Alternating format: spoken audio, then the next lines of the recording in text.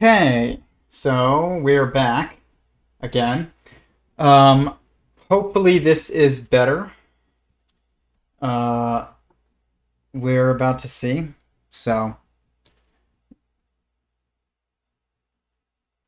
mm, it's not great. No, it's a little better. It's not that much better. Dang, man.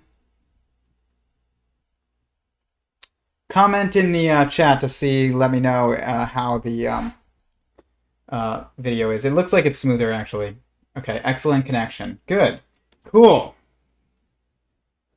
You see here. Please hit the like button, and it helps fuel the algorithm. So, all right, here. Let's see. Just sharing this to the Discord, which if you did not join, if you have not joined, send me a message on Instagram, a private message, and I will send you the link. I only share it with people who ask, but we have weekly live calls on there, and they are great discussions, and it's a great group of people, so fix settings. Okay, cool. All right. Thank you for your patience, everyone. Tonight's discussion is going to be on a stream that is the most recent stream that Curt Jaimungal did on his Theories of Everything podcast and channel on YouTube, which I highly recommend. And we are going to talk about it. It was with Karl Friston, Chris Fields, and Michael Levin, and we've discussed most of their work on here before, not Chris Fields, but we're going to tonight. We're going to look into some of what he has been working on. So, let's see here. Open recent live commentary. All right.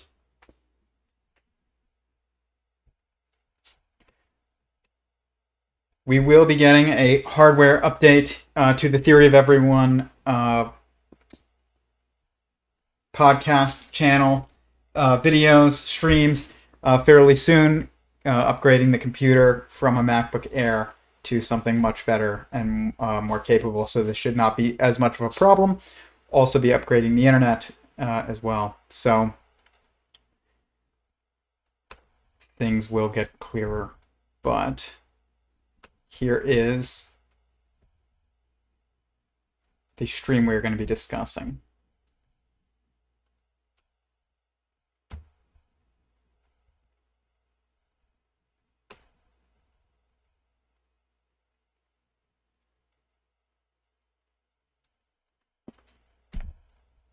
What's up, Torin? What's up, Ethan?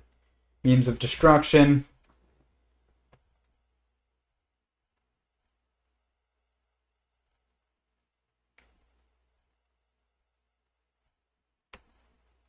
All right, here.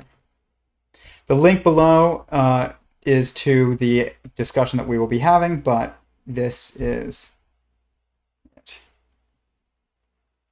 You can hear my computer angry.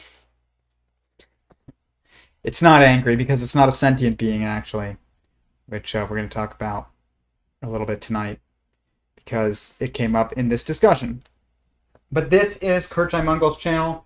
As I was saying, the content on this channel at this point is just priceless.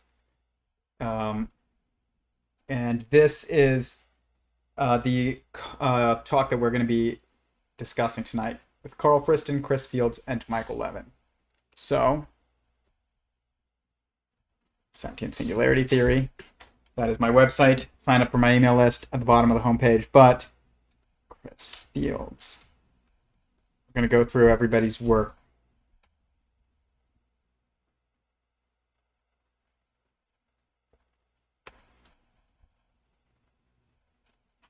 This is Chris's website.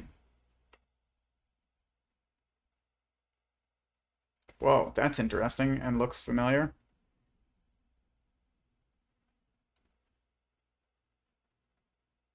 Fascinating. Causal. We're going to have to get deep into Chris's work. What is memory? What is observation? What does it mean to get some information by observing something? We open our eyes and instantly get new information of what's going on around us. How? What happens when we open our eyes? What are objects? More or less separate things that we can manipulate individually. How does that work? What is going on when an infant figures out that the moving thing that she's watching is her own hand? Suppose you pick up a cup of coffee. What else happens in the world as a result? What is time? What is space? What is causation? Fascinating. There you go. Michael Levin. Karl Friston. Seems like he works with Levin a lot. Okay.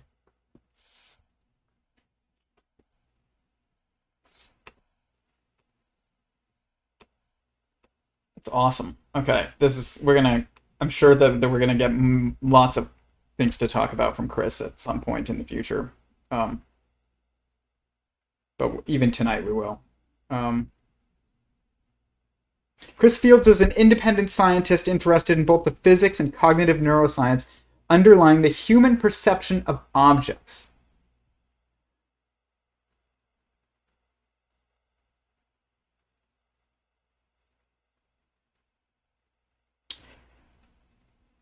Here.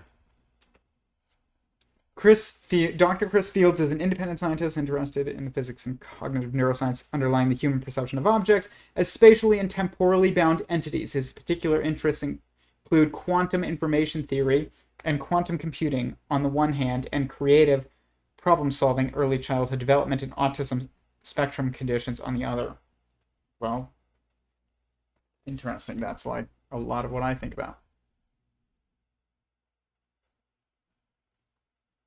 He began his career as an experimental physicist, obtained his PhD in philosophy of science. If I ever go back and get my PhD in anything, it would be in philosophy. But I probably won't, because I feel like I would only be doing it for like street cred. But the thing is at the same time, there is a lot that you would learn about previous thinking and thinkers. The issue for me is that you don't need to pay for it to learn it, but it can't help to have a guide on that kind of stuff. But it's still, I probably will never get my PhD. He holds a patent for an integrated circuit chip that simulates a mammalian cortical neuron. That's pretty cool. He's a volunteer firefighter, visual artist, and travel writer. He divides his time between Santa Fe and France of Caucasus. Canoes. I don't know how to pronounce this village in France, which is funny because I lived in southern France for 3 months, but I was 15. But I want to see where it is.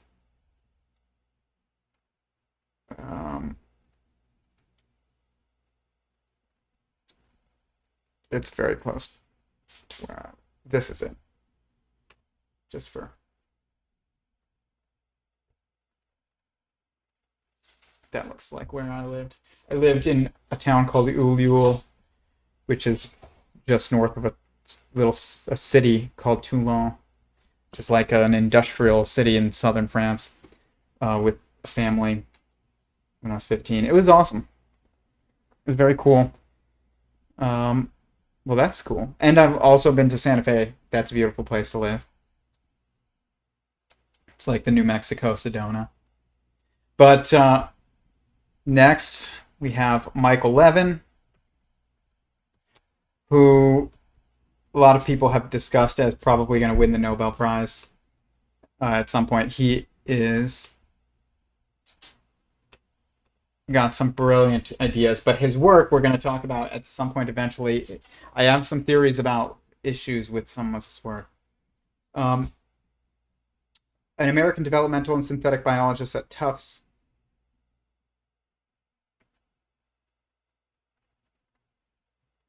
He's known for these xenobots where he basically made organisms built from the skin of a bullfrog. Or a frog. I don't know if it's a bullfrog. I thought it was a bullfrog. And it's like a little robotic... It's a biological robot, is what it is. He holds dual bachelor's degrees in computer science and biology from Tufts and a PhD in genetics from Harvard.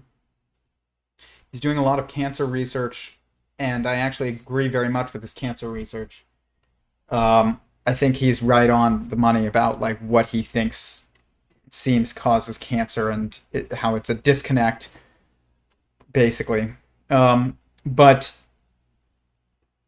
he also works with planaria worms, which I don't think are actually organisms the way that we think of organisms as an organism normally. Why Santa Fe in France of all places? I don't know why he chose Santa Fe in France of all places, but they're very nice places. I wouldn't mind living in either Santa Fe or southern France. If you had to choose different parts of the world, both of those are beautiful places to live. I think that sentient singularity theory, my work with it, predicts the existence of something called a corporism.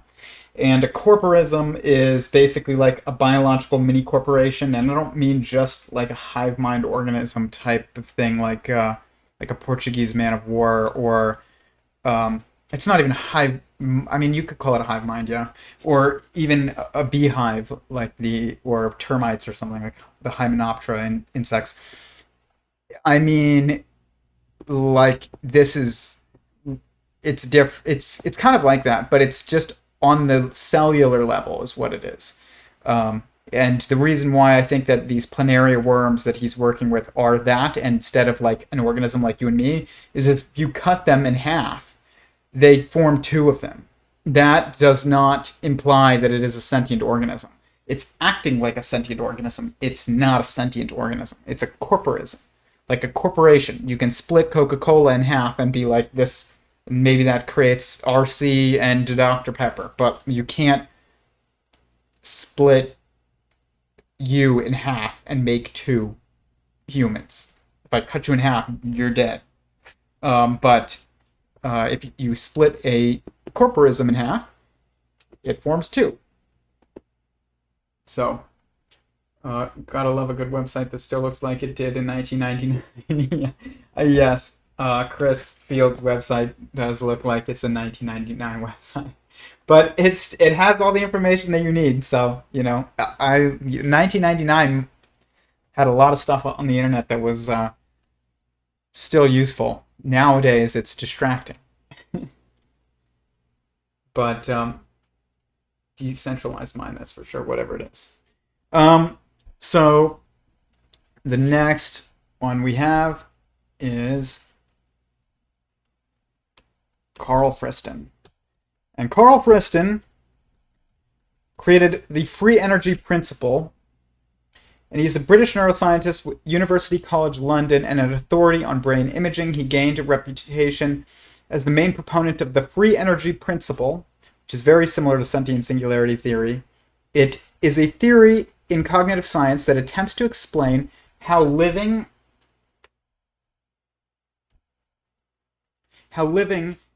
and non-living systems remain in non-equilibrium states, steady states, by restricting themselves to a limited number of states. It establishes that systems minimize a free energy function in their internal states. Okay. Predictive coding theory. His work with free energy principle involves the creation of something called Markov blankets, or something called a Markov blanket, which is, I think, very similar to to some models in my work, and I know it is, and he has something very similar to the four primary perspectives in sentient singularity theory, which are inside, outside, separate, and oneness.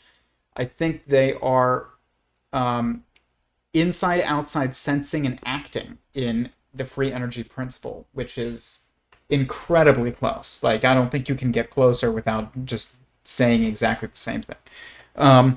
but their sensing and acting it's linked to separateness and oneness. So it's I would say one is about interaction, I guess, and one is more about perception.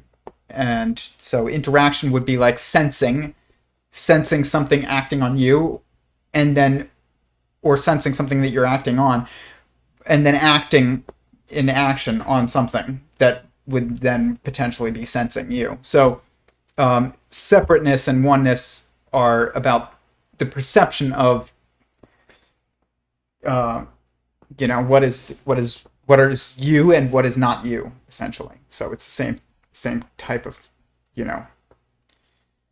environment that it's regarding, obviously. And then Curt Jaimungal is a filmmaker, podcaster with a background in mathematical physics, and is obviously the creator of the Theories of Everything YouTube channel, which, like I said, highly recommend. So with that, we can be split in half when we are very young, egg stage. Yes, but that is not the same. You're not an organism at that point. You're a cell. So, and there's a transitionary, obviously there's a transition between, I guess, an organism and a cell in that zygote, phase. But we can talk about it another time. But that is a good point, and that is, I'm not saying I understand all of that. I'm just saying that it could be understood. I thought African clawed frogs were the science frogs of choice. Oh, well then I believe you. I thought it was a bullfrog for some reason, but I'm probably wrong. I believe you. Hey Tyler, and this was one of my favorite of Curt's episodes so far. Yeah, it was a great episode. It really was. So I'm gonna be potentially very stoked at certain moments. Oh yeah, I will be, because I was cheering towards the end. There was some awesome stuff. Okay. So here, that first clip.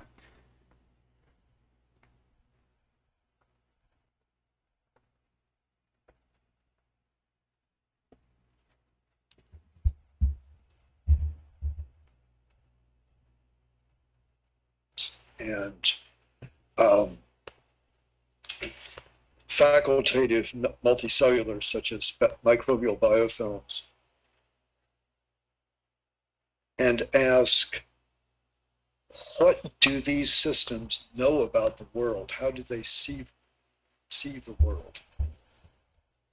How does E. coli perceive the world, for example? And we suggested that the answer is in terms of the sorts of things that we call taste and viscosity, but that experiences of taste and viscosity are perfectly good kinds of experiences, and that if we think about how these kinds of systems deal with their worlds and solve problems within their worlds, that would give us a more unified understanding of what it meant to be a system that was aware. And so you're trying to use E. coli as a means of understanding yourself or humans? By the way, is this a project? Do you feel like your undertaking is an attempt for you to understand yourself, or are you trying to understand humans? I'm wondering, is this more philanthropic, or it's selfish and then it bleeds into the philanthropic? Well, I actually also want to understand E. coli.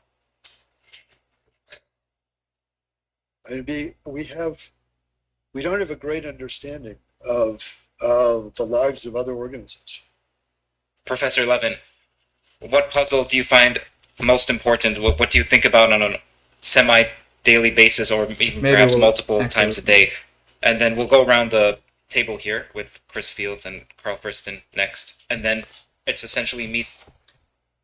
Okay, actually, we're going to talk about that before we go on. But that's fascinating thought, and where he's talking about the way in which, essentially, from what I understand, and this is always what I'm gathering from this, hearing these talks, so I could always be wrong in my interpretation, and if I ever am, I hope anybody who I misinterpret contacts me and lets me know, and I'll always correct the record. But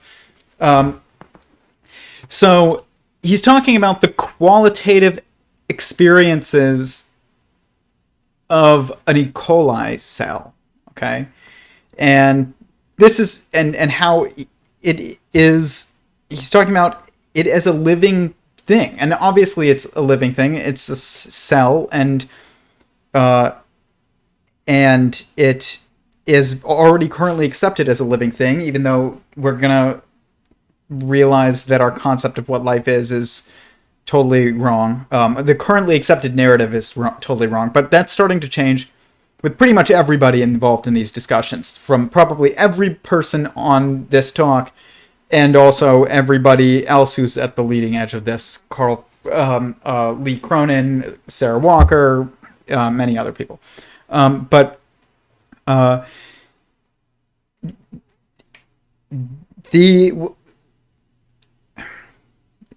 It's interesting how much you can learn about yourself from studying E. coli and other organisms very closely. And you have to see them on the scales that they interact and move and manipulate their environment as well. Though you can't just look at them for a second in a petri dish. You have to see them go about their lives, which is kind of tough in many instances, and that applies from everything from atoms to cells to lizards. But I thought that was just an interesting question too, of like, what is your goal with this project that Curt asked? Is your goal to understand yourself, or is your goal to understand E. coli? And I think that's a fascinating question, because your goal dictates how you approach a problem, and that dictates your degrees of freedom involved with how you explore a problem. But the thing is that I think that ultimately the issue with this work of understanding experience and understanding what an E. coli cell experiences is actually going to have to kind of start from utilizing your first person understanding of your own experiences, and then projecting them and anthropomorphizing an E. coli cell. And people in science in the scientific world are usually very against this idea, and rightfully so up until now.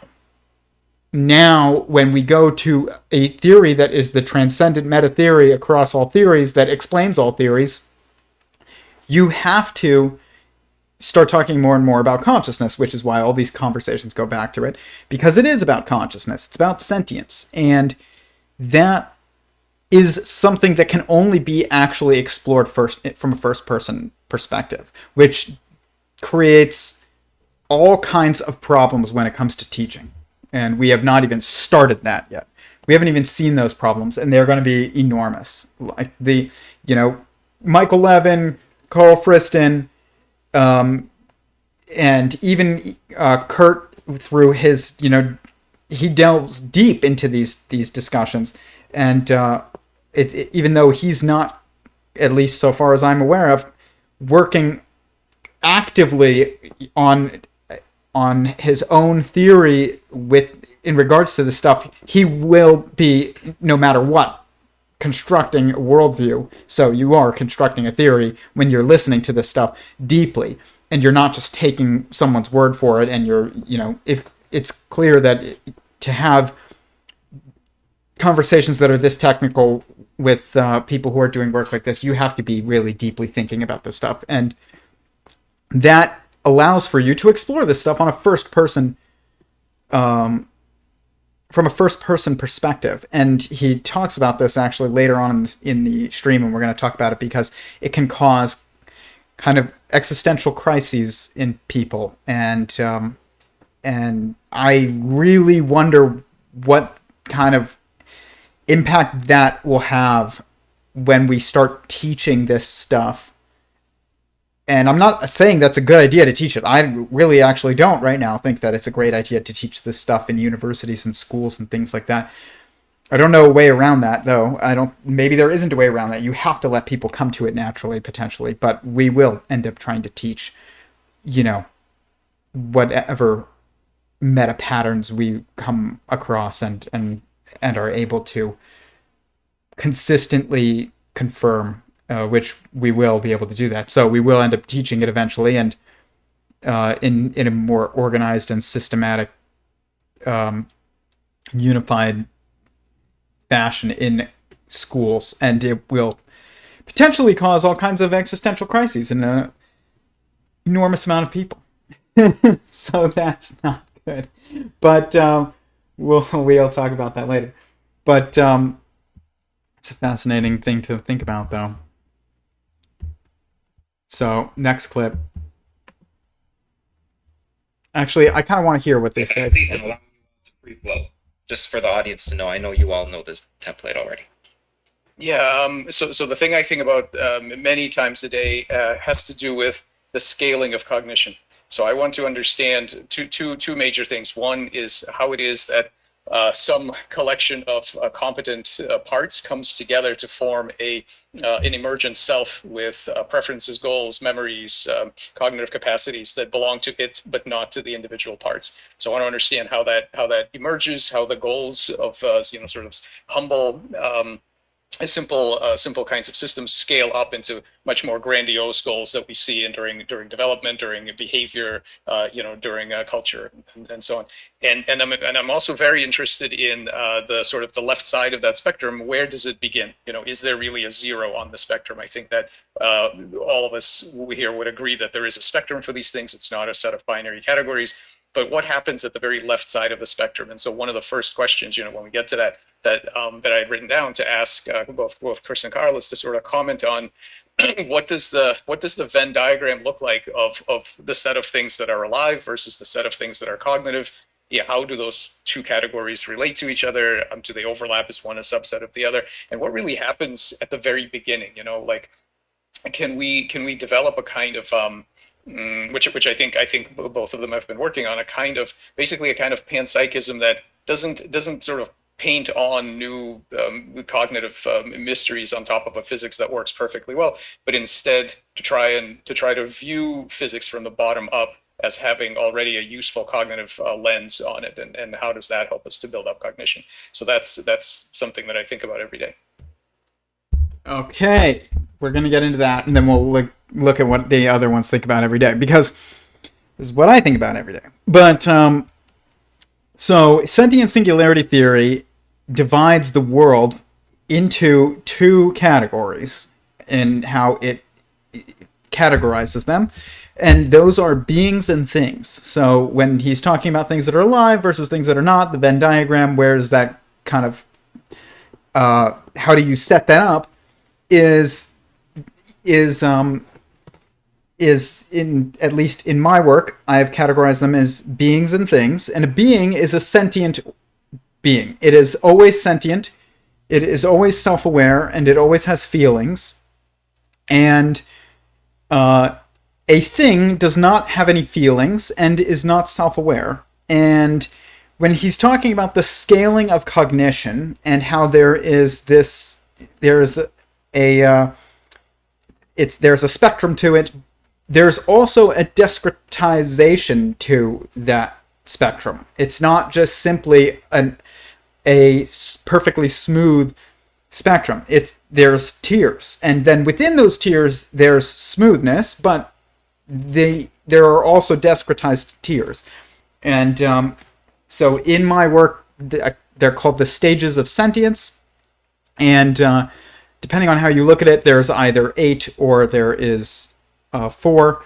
And it's really 4 that are existent. Each one exists in a superposition between a lineage that is maneuvering within time and a individual that is maneuvering within space, which is the leading head of a lineage always. So there's the head of a lineage, and then there's the lineage, and the individual makes choices in space and in relationship with other beings, and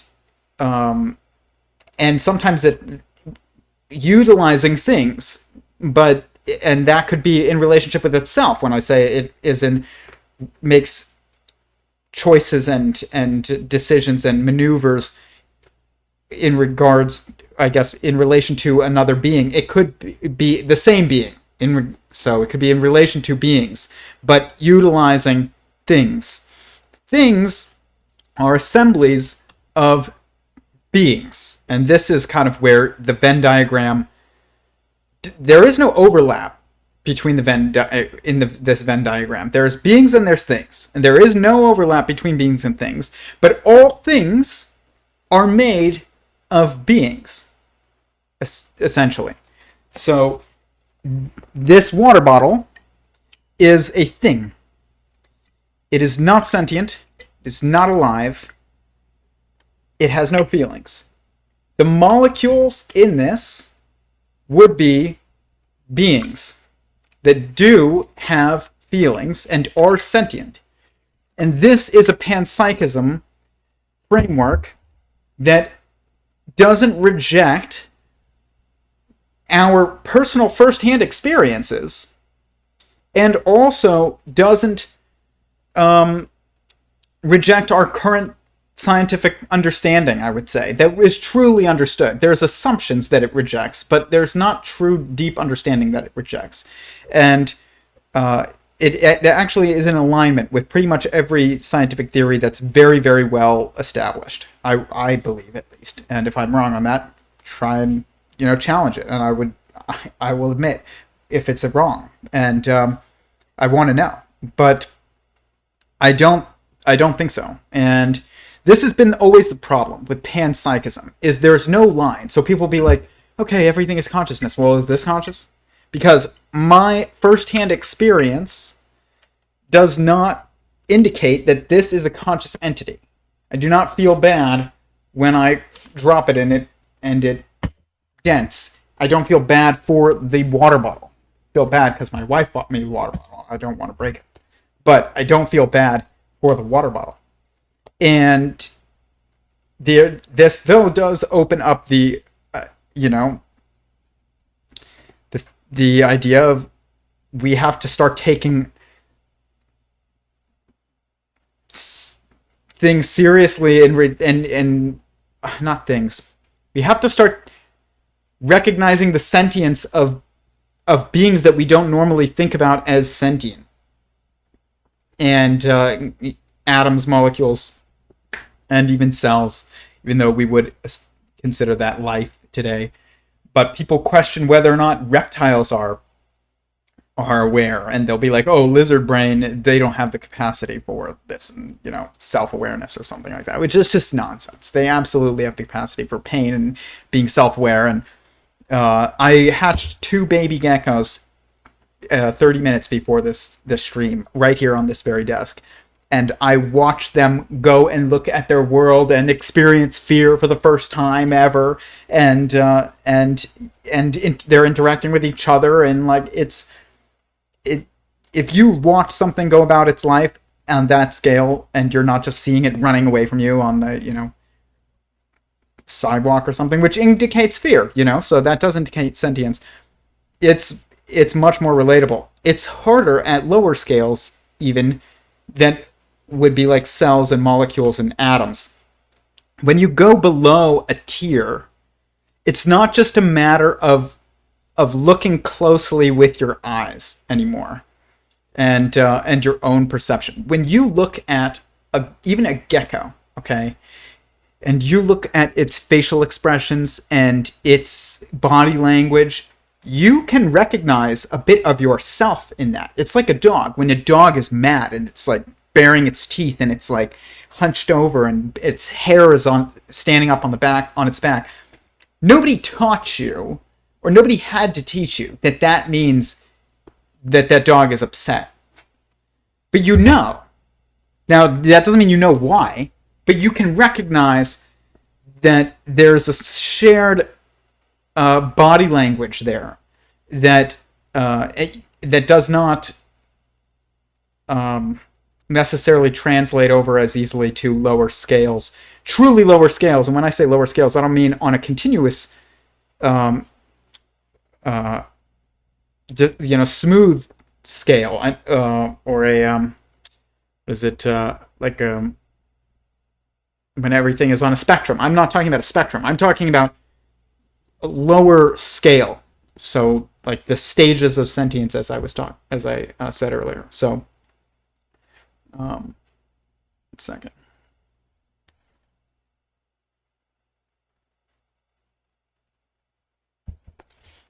So there will be,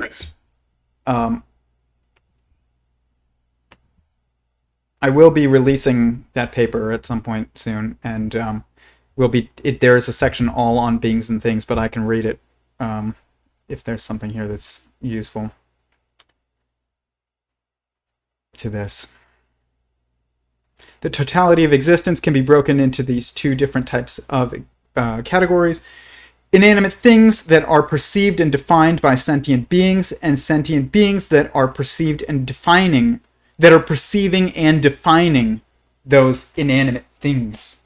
So this is in alignment with Donald Hoffman's idea that consciousness is the primary structure and that space-time emerges from it. This is true. It's absolutely true. I'm pretty much positive of it.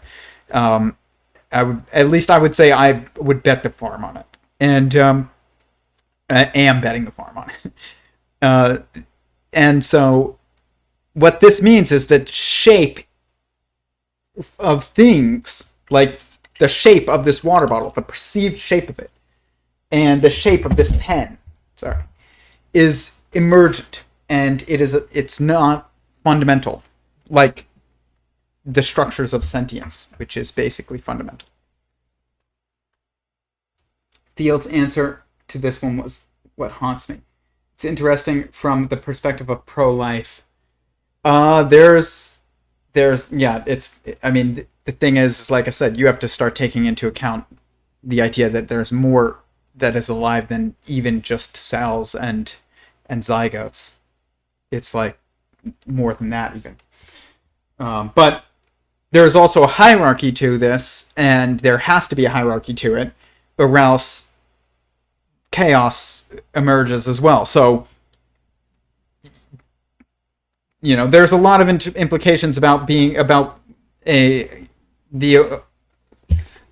pro-life versus, pro-choice in politics that come from sentient singularity theory and the work that these people are doing. But we're not going to talk about it tonight. But we will talk about it because it's fascinating. So,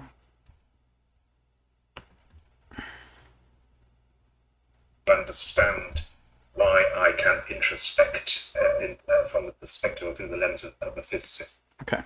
I don't view physics from the bottom up as having already a useful cognitive lens on it, and how does that help us to build up cognition? So that's something that I think about every day. Chris. I've thought every day, or almost every day, for a long time about why we humans see objects embedded in space-time. So why do we see things that we treat as independent of each other? And why do we see them, operate on them, interact with them, think about them as embedded in this coordinate system that we call space? And equally important, why do we see them as maintaining their identities as things over this other coordinate that we call time.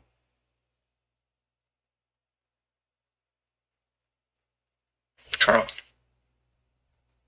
Okay. So, for reference to those who are new to this channel, the goals of these live streams is to highlight what I believe are important conversations in the scientific community, and we're also going to get into the political side of things eventually, because there's no, and they talk about it in here, there is no differentiation. Patterns of meta-mathematics or metaphysics are the patterns in sociology and physics and biology and chemistry and all the fields. And he's asking, Chris Fields is asking, that's interesting. Chris Fields is talking about this, involving about why we perceive these patterns of things. But the thing is you can't think about this stuff too much, because you just start seeing the pattern while you're like trying to explain the pattern, and it's just like not okay. It's not useful. But this pattern it exists everywhere because it's coming from your mind. Okay, it is not a pattern that's just in physics or just in physics and chemistry and biology and sociology. These patterns that we perceive in all these fields also exist in language, and they exist in our interpretation of conversation, and they exist in mathematics. And the reason for that is because they emerge from how your mind is processing information. So it has to differentiate this information from this information, then it has to organize that information into certain categories. So you've got differentiation, then you've got categorization, then you've got organizing the information into a hierarchy. I don't know if hierarchization, I can't even say it, so I'm not even going to try to, even if it is a word. But organizing that information into a hierarchy also has to be done. So you have all these things that have to happen. And what this does is it splices up your world into these boxes of things that are things. They manifest as things. And another goal, though, as I was saying earlier, is of this work is not just to highlight important discussions, but it's also to relate them to the work that I'm doing. And that's kind of inevitable. It has to be, because I'm the one interpreting what I'm seeing, and I do work on it personally, so there's no way around that. But it is,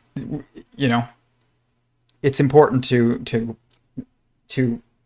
give a spotlight, even if it's as small as my channel, to discussions like this, because they are the future of science. But that's what's happening with our perception of objects, of things, not beings, but things. And it's because of the patterns in your mind. It's just dividing up your world. And this happens with everything from the order of operations in mathematics to rocks to organisms, cellular organisms, to organs, types of organs, or even, I guess you could say a better way to put it would be like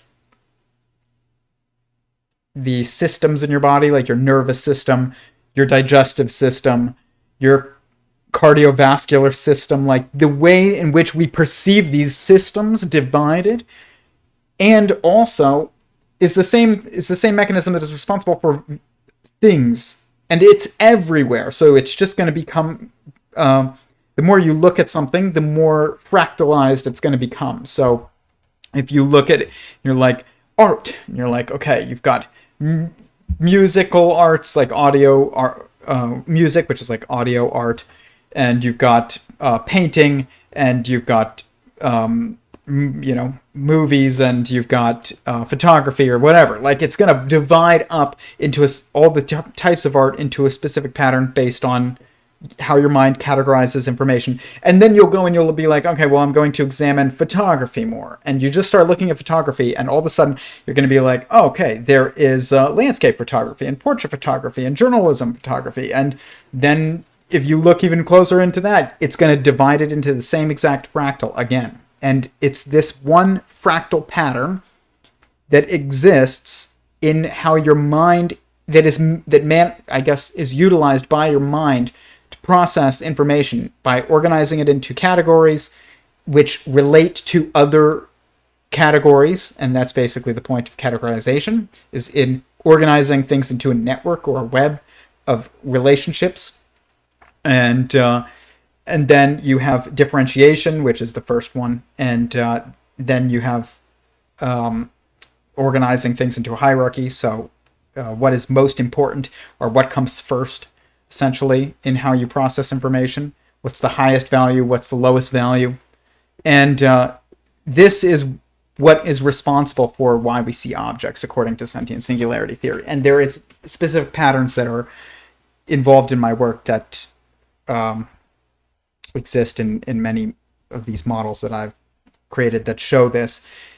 Now, why do we see them as a certain shape? That's probably more goal dependent, and it's your goal is dictating kind of like the perspective that you're taking on an object. So, like, what is your goal with a pair of scissors is going to dictate kind of like the shape that you see this assembly of entangled molecules in. And but the fact that you perceive it as scissors, which is like a cutting tool, is also going to be dependent upon this pattern of organizing information that comes from your mind. So shape is probably what's dictating your goal with it. Shape is probably dictated by your goal. And there's this very interesting pieces of art that you'll see on YouTube and stuff. And it'll be like one shape. It's a bunch of hanging objects. Okay, so like once I saw one that was guns. It was like a bunch of guns, and they were hanging from the ceiling. And if you look at it from, this part of this side of the room, that direction, it's the United States. And then if you look at it from the other side of the room, the other direction, it'll be like one giant gun or something like that. That is kind of what's happening with why we perceive certain objects in certain shapes. Now, how we define them comes from this categorization pattern that comes from your own mind.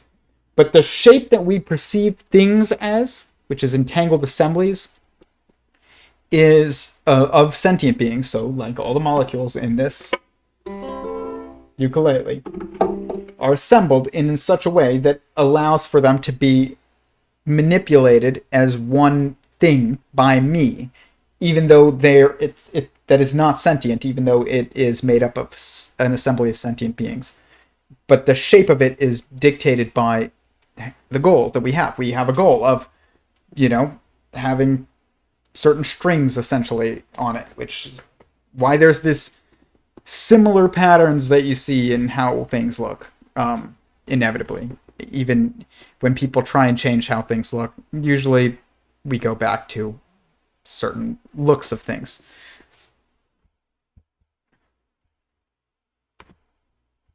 Okay, that is all the clips, but next. It's going to be a kind of a longer stream, probably. I have to confess I spend recurrently most of my time thinking about me, but in an academic sense, how do I work? So it's a curious mixture of introspection and trying to understand why I can introspect from the perspective or through the lens of a physicist. So I spend most of my time dissembling preconceptions, the gifts that our sentience has given us, and try to reassemble them in relation to physics, density dynamics, that has to be articulated in terms of the kind of maths that a physicist would use, which would be effectively differential equations and the calculus of variations. And having done that, there are a sufficient number of moving parts, but not that many. But the combinatorics then lead you to the kinds of questions that Mike was talking about. So, what different ways could this physics of sentience be manifest? What possible ways could it be manifest, and how does that address the distinction between things, particles, creatures that would show the kind of sense making, and to my mind an important aspect is planning, that would disambiguate them from other natural kinds or particular kinds that don't have that kind of facility, and what underwrites that. So that's what I spend most of my time doing. I have to say, in conversation both with Mike and Chris and other people, you can easily get distracted in a rightful way by thinking about that mechanics in exactly what Chris was talking to, which is a sort of scale-free way. But in my rhetoric, that scale-freeness speaks more to the coupling between different scales that Mike was. Brilliant. Okay, this is exactly what I'm talking about. When I was earlier, I was getting distracted by my own thoughts in this, and I started thinking about the pattern I was describing in the way that I was describing it, and it's just not useful. It's when he's like, it's very easy to get distracted. This is exactly what I'm talking about. It's so think about this. It's like you're trying to discuss the theory of everything as close as you can get to it. I think it's a theory of Every0ne. That sentient singularity theory is defined as a theory of Every0ne, essentially, but it's also a theory of everything, and but it's primarily a theory of Every0ne because the theory of everything that is contained within this theory, sentient singularity theory, is emergent from the theory of Every0ne part of sentient singularity theory. It's kind of a superposition theory. But the one that comes first is the one, the sentient beings. It is in this physics of sentience, as Karl Friston stated. But what's interesting is that's kind of how I started this, though, was I was trying to understand artificial intelligence, and so I had to think about myself a lot. But the thing is that when you realize, if you're trying to understand an E. coli cell, and that's mainly what you're trying to do, or you're trying to understand yourself, the reality is that if you're trying to truly understand an E. coli cell, you do it by understanding yourself, primarily. You then look at an E. coli cell, and you can see where you and an E. coli cell are different. But you have to assume, actually, certain anthropomorphic characteristics of an E. coli cell to truly understand it.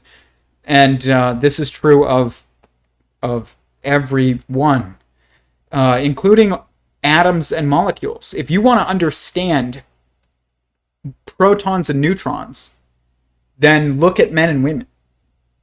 Or you can also look at protons and neutrons and understand men and women through that. But you have to understand, you can't do that, though, without an understanding that there's a shared pattern between them and that this is gender manifest on different scales. That's what it is. A proton is a male, essentially. It's a masculine sentience on the hadronic or atomic level, I guess. And it's a hadron. And then it pairs with a neutron or neutrons and to a nucleus. And we do this with men and women and the nuclear family, essentially. The same patterns will exist in both of these. You will see it every time.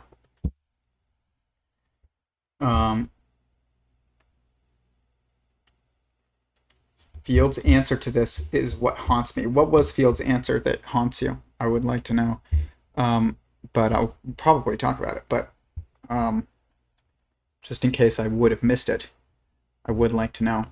Speaking of little sentient beings, this is what hatched. So how does this... Right before this call, this is my first time hatching this species. It is called a neon day gecko. This being came into the world probably like an hour or two ago.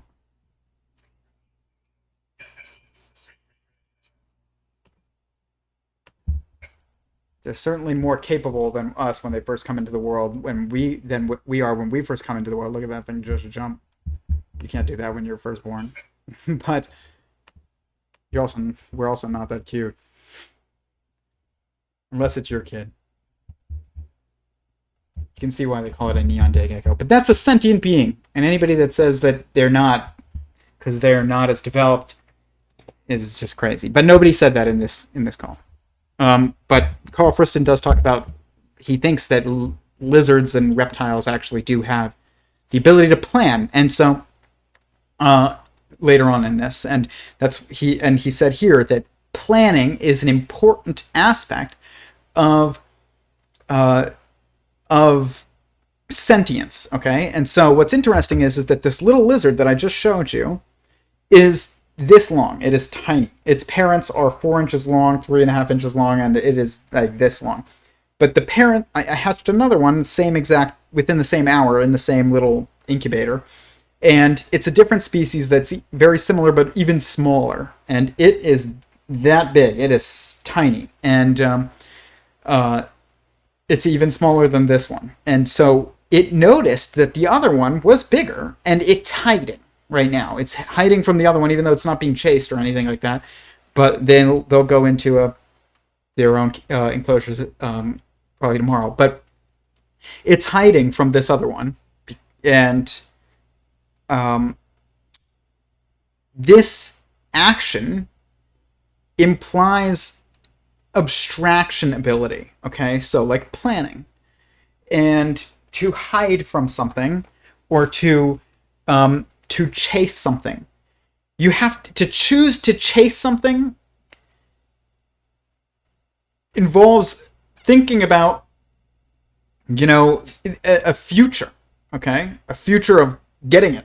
And to be fearful of something, oftentimes, I would say probably all the time, involves thinking about some danger, which is not actually happening yet. A future danger. It's a planning event, okay? Or it's a planned act. It's a planning action. It's an action that is coming from some, cognitive planning process. And this is something that I highlight in one of my very early videos on AI, essentially, of how do you get a technological sentience, titled Science of the Messiah. It's on this channel, and it's much older than this channel actually is, but it's the oldest video on this channel, even though it's not the first video on this channel.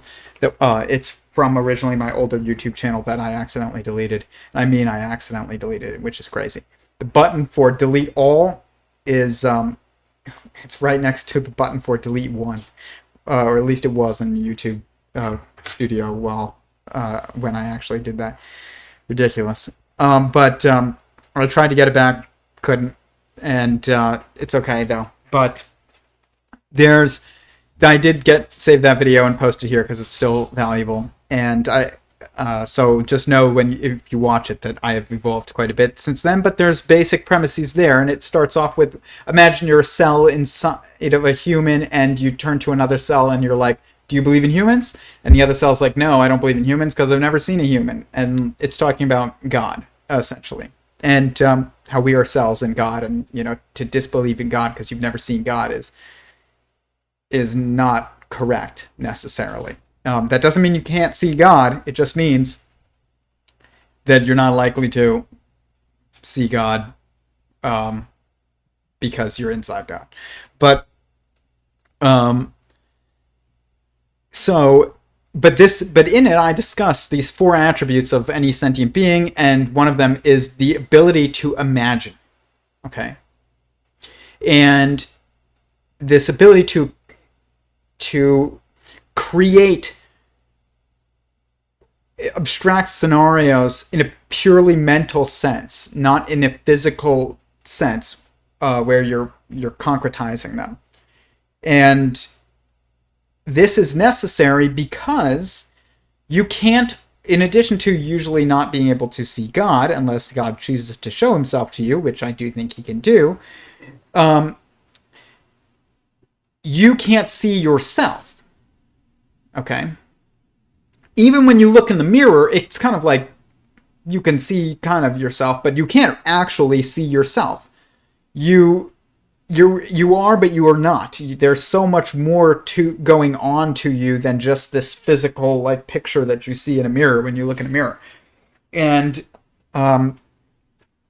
it's about it's perceiving yourself is about perceiving your own emotions and your own thoughts and your own feelings in general, and also like the world around you and imagining yourself in it.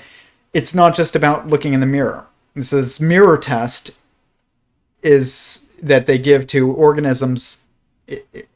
I don't know, that they used to use to justify whether or not, you know, beings were self-aware, and that's why chimps, they said, were self-aware for a while. And I'm not saying this was the accepted view of everybody, but it was something that was commonly, you know, mentioned in the scientific mainstream, was, oh, you know, chimps at this age or babies at this age become self-aware because they look in the mirror and they realize it's themselves. It's like my dogs know when they look in the mirror it's themselves, because if they didn't know that it was themselves in that mirror, they would be barking and attacking that mirror. But they also know what is another dog and what is not, and what is on television. So like but when you take a puppy and you put it in front of like a mirror, and it does, you know, at first like play with itself, like almost, and like bark at itself and stuff like that, but it realizes eventually that oh, that's just me, and then it stops doing that kind of thing. And this is an action that is described in this stream that I'm discussing as babbling, essentially. So, like a baby babbles, like it says, you know, sounds that sound like, you know, something, and that it hears and sees how people react to it, and that's kind of how we learn languages, is potentially, and it's basically some kind of feedback loop of testing, and the puppy is like barking at itself, and eventually it just realizes that it doesn't do anything different, and it's not different. So, but this is babbling, and it's kind of a concept that we're going to touch on in a minute. But it is very related to the idea of kind of imagining self, and so in order to have self-awareness, you have to be able to imagine yourself, and that's why imagination is intrinsic to sentience. So when Karl Friston is saying the ability to plan, it's not just the ability to plan. It's that the ability to plan is linked to the ability to imagine. So imagination is actually what's required for sentient beings, and it's about the ability to entertain a superposition of possibilities. So it could be this and this, you know, or the outcome of an action could be this or this before you take it. It's not just like one dictated path that there's no choices. It's like it could, you know, the cat could be dead or alive depending on, you know, how high it falls from or something like that. But I think the traditional interpretation of like the Schrodinger's cat is kind of really misunderstood. But it's what I mean by superposition of possibilities is it's not about the cat is dead and alive at the same time after you poisoned it with gas. It's about entertaining the idea of whether or not the cat would die depending on your decisions. Okay, so it's imagination that is allowing for you to plan. And imagination is also what allows for you to perceive yourself, because you can't actually perceive yourself from a third-person perspective. You have to imagine it. You perceive yourself from a first-person perspective. You experience pain and pleasure and happiness and joy and sadness and boredom, all these things. But how those interact with the world requires imagination, perceiving them. Paraphrased, of course. So, question that keeps fields up at night. How do we manifest things in three-dimensional space? How do we see things? It comes from the pattern that I was talking about of like differentiation and categorization and organizing things into a hierarchy and having a goal be behind it, and then that dictates kind of like how you perceive entanglement structures. And because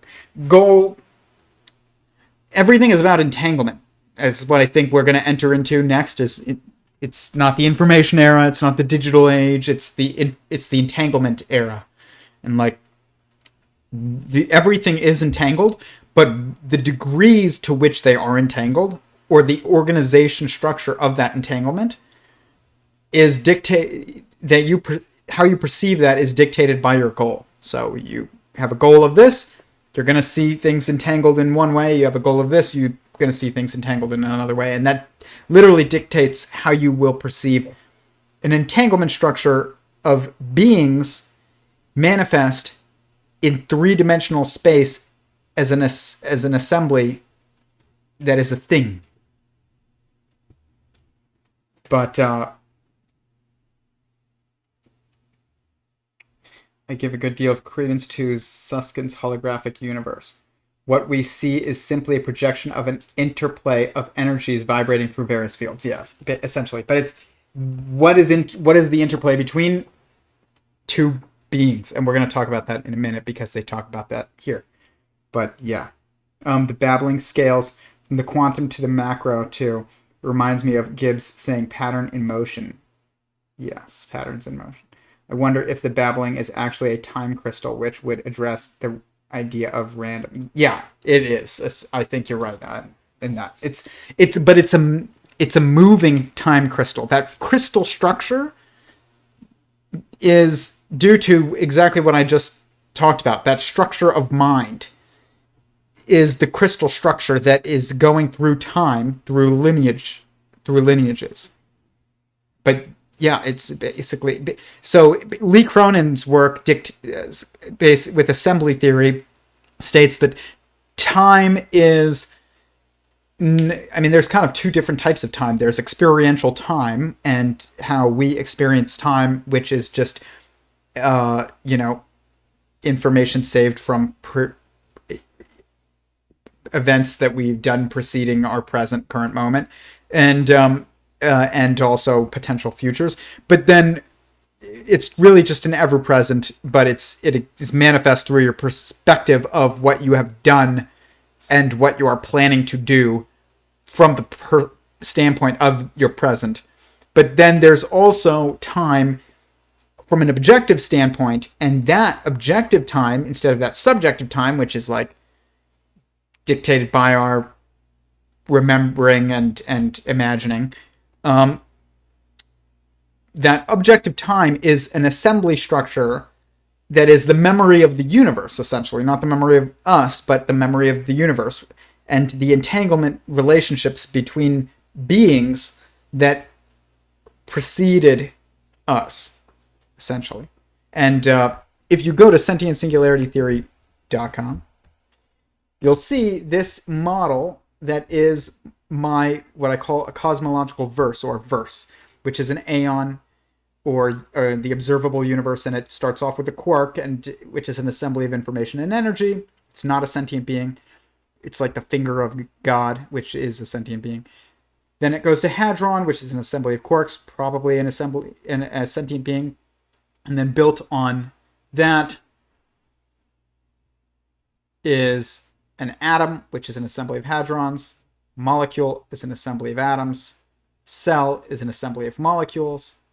An organism is an assembly of cells. A family is an assembly of organisms, which is lineage. And a caste is, and technology is an assembly of castes, which is an assembly of families. So these are I think they link with Bott periodicity, which is a series of loop spaces, which I believe are feedback loop spaces, essentially, and that cause consciousness on these 8 scales. And then really what it is it's 4 stages, and they each one exists in a superposition. So an atom is an atom, but also an assembly of hadrons. So it's both at the same time. So you have one side which is, like I said, a lineage that maneuvers through time, and you have via, changes in self, I guess, essentially, and you have in individuals which maneuver in space through changes in environment, kind of. Cronin and Sarah Walker with Assembly are very much worth trying to understand. Yes, they are. 100%. I agree. It's a great... I did a stream on it. If you look back maybe a month or two, maybe 3 months ago, this year, I did a stream on Lee Cronin and Sarah Walker talking to Lex Fridman. I'm like 30 minutes behind, and two things. If you think about it, we are like E. coli. If you sit outside, eventually you're going to get up because you're hungry and thirsty, and you'll kill the environment to eat. Yeah, that's true. We are like E. coli. But there's not really that much of difference. And we'll talk more about E. coli a bit. Okay, next. We're going to start going a bit faster because this has been slow.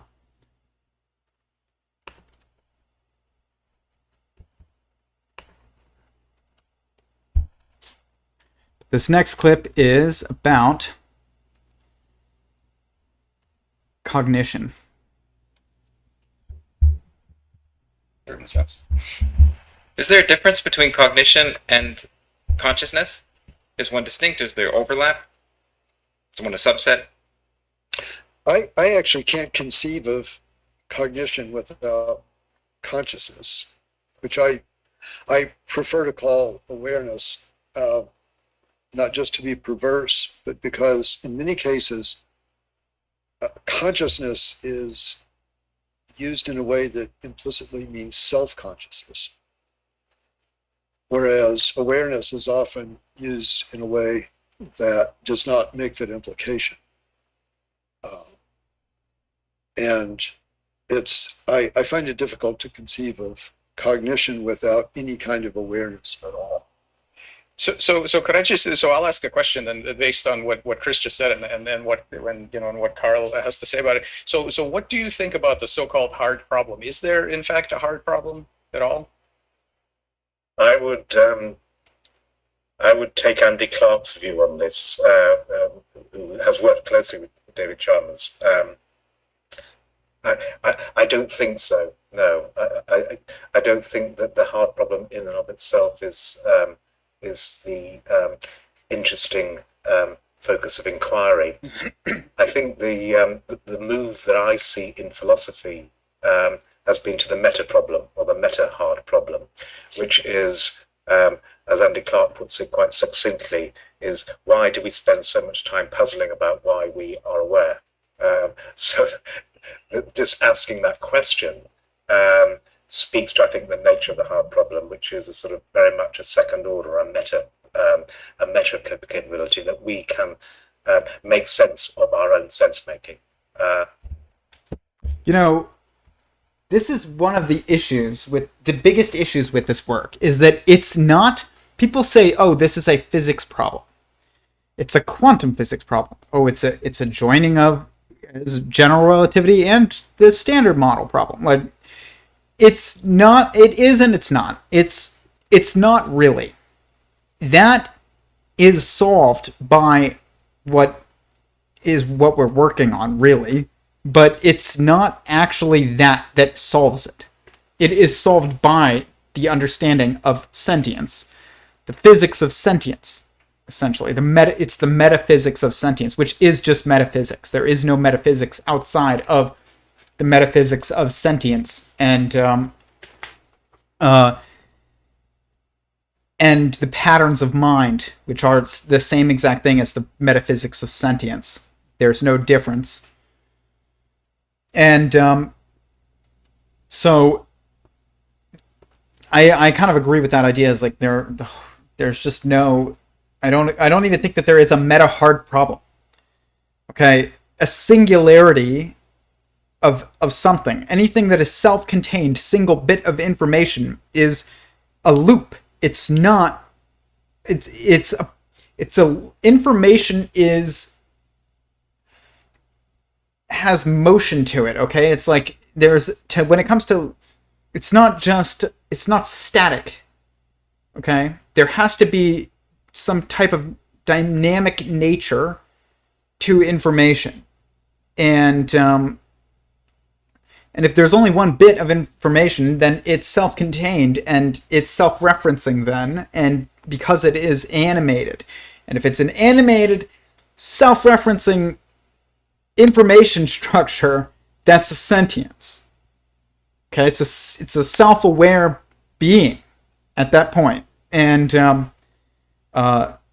so there is no escaping sentience. There is no lack of sentience. And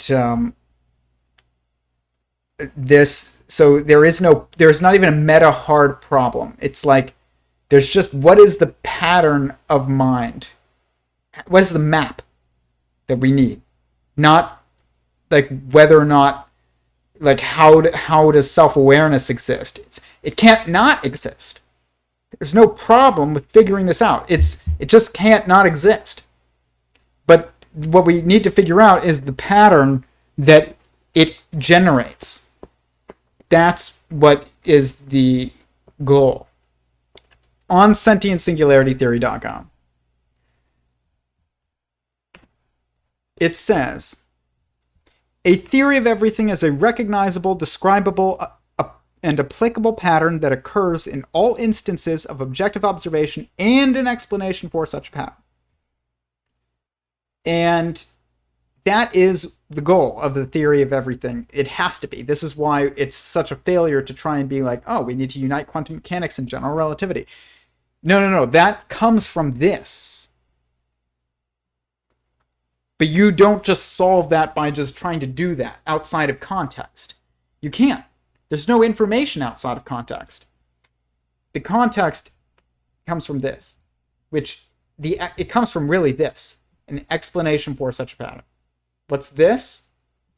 And then once you figure out this, you can kind of create this in some ways, but also you can observe this and map it, but then this is always the context of it. So we're constantly doing this, but we must recognize the context is this. This is sentience. The pattern is the meta structure that is generated by sentience that exists on all fields and instances of objective observation. So I don't even know if there's a meta hard problem. I don't think there is. I think that we just need to map how our mind differentiates things and organizes our world, and then apply that pattern to the world in such a way that it breaks from a perspective of a context that allows you to actually divide the world into a way that makes sense and gives you a good picture of the logos of it, which is the generative nature of it. And that perspective that you have to look at it through this pattern from when you're looking at the world is sentience. So we're looking for sentient beings. Otherwise, you're going to be like water. How are you going to know that water bottles and cars fall into one type of viewing of the world versus molecules and cells and things? And this is where people go horribly wrong on this. So when you're looking at objectivity, you're trying to escape relativity. When you're trying to escape relativity, you need to stop paying attention to size. People don't stop paying attention to size. And when they start building a scale structure of the universe, whether it is in the context of sentience or not, they go, oh, it's cells, it's atoms and molecules and cells and organisms, and then planets and solar systems and galaxies and universe. And this is wrong. And the reason why it's wrong is because the reason why that people are looking at it like this is because they're thinking about size. They're like, okay, a planet is bigger than a human. And yes, in some way we are contained within the structure that emerges that we call a planet. But then people are like, okay, well, we're inside the solar system. And yes, that's true. But they're still paying attention to size. And inside, outside, separate, and oneness are kind of the four primary perspectives that help you build this. But it's not just that. There has to be a logos to this, a generative nature to it, where you have to have an order or a hierarchy, okay, to information ordering in order to have sense making. You can't do this if you're going cell, molecule, cell, organism, Earth, solar system, galaxy, universe. What you have to do is you have to go through a lineage structure, and that's why the structures are these, where it's like hadron, atom, molecule, cell is an assembly of molecules. An organism is an assembly of cells. A family is an assembly of organisms. A caste is an assembly of families. Technology is an assembly of castes. And then it restarts. This is the way in which you get panpsychism to work. You can't do it any other way. There's the constraints of building a universe appear to be extraordinarily constrained due to the mathematical nature of starting with one. And it's also extremely constrained, therefore, in how you map it. And you can't map it if you're going to try and find the theory of everything, the meta theory, then you can't go,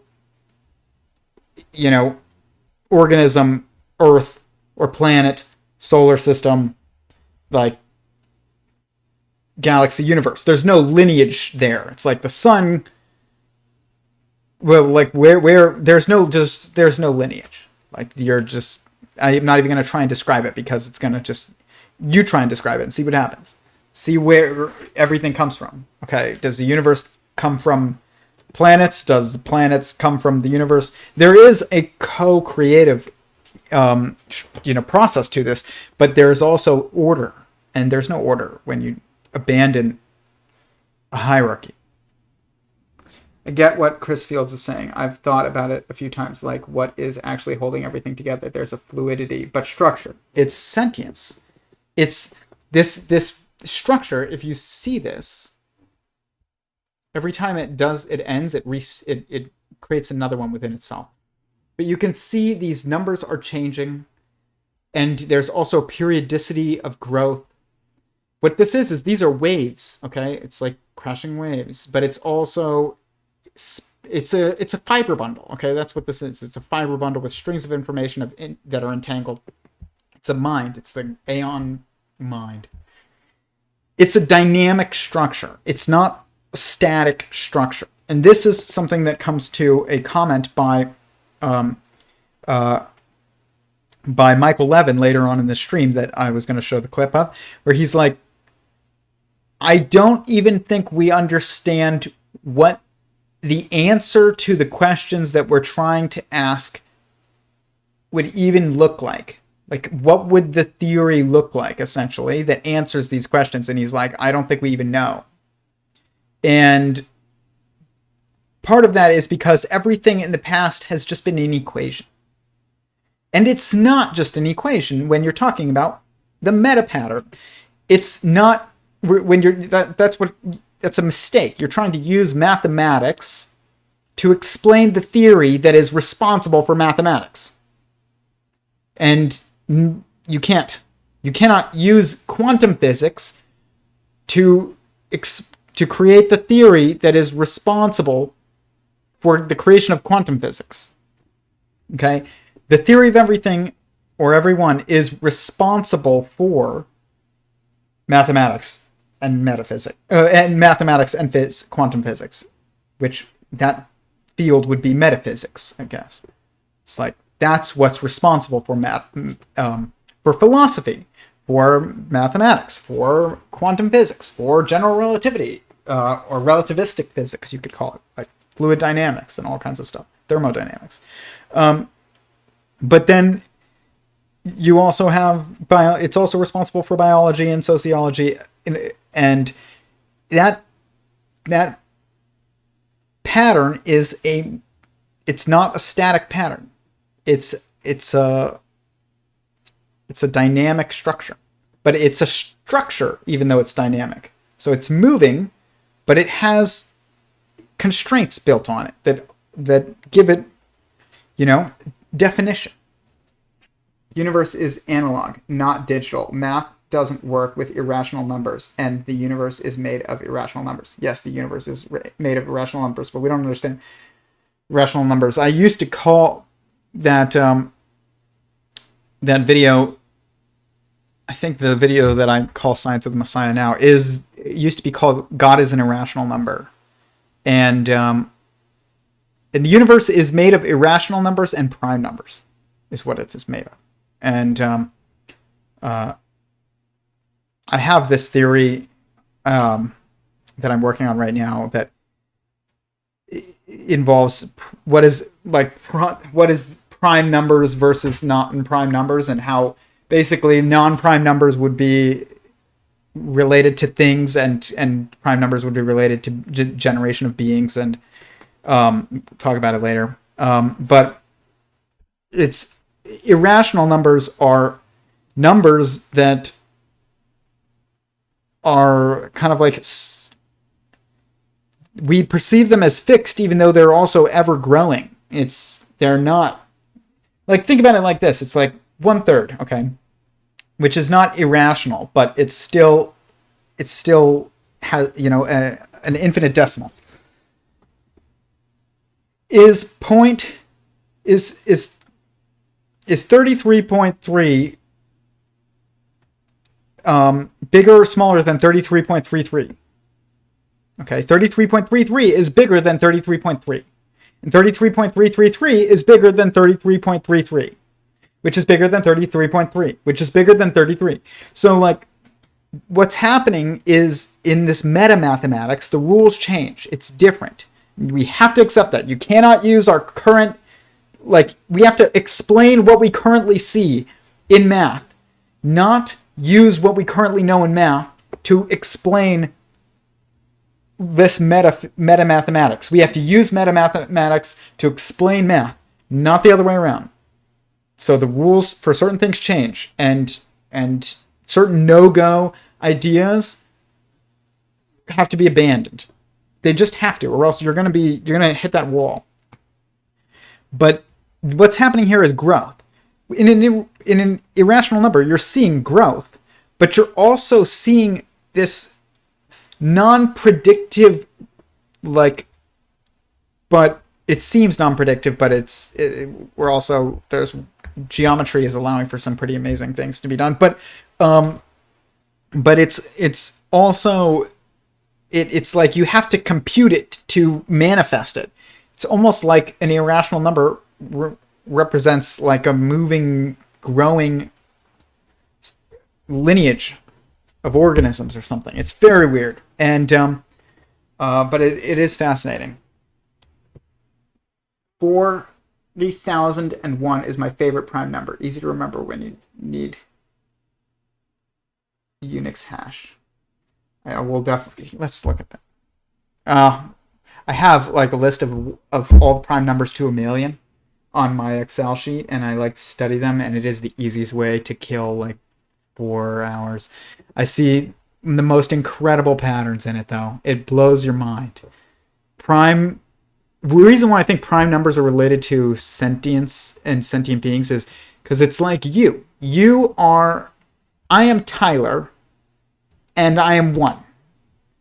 And 5 is 5 and is divisible by 5 and 1. Okay, I am perceivable by myself and by 1. And this is like prime. It's the same kind of pattern as we see in prime numbers. And I think that things are going to be non-prime numbers and beings are going to be prime numbers. But then we have irrational numbers, which are gonna. It's like logos. It's weird. I gotta think more about it. But when you say the universe is analog, not digital, it's a superposition. It's both. Math doesn't work with irrational numbers. It's not just digital. It's not just analog. It's both. It has oneness in its smoothness, but it also, in that oneness that causes smoothness, is also a unified oneness that is discrete. And so everything then manifests within that, following that pattern, and it's going to be a superposition. Okay. We gotta speed this up, man. We might need to break this up into 2 streams. But oh man, we really probably should. But we might just go a bit later. So this is, as I said earlier, sentience requires imagination. This is just a clip of Karl Friston talking about like planning and how sentience requires the generation of counterfactuals, which means like something that does not yet exist. So when I mapped originally, I'm going to pull up some of my models, but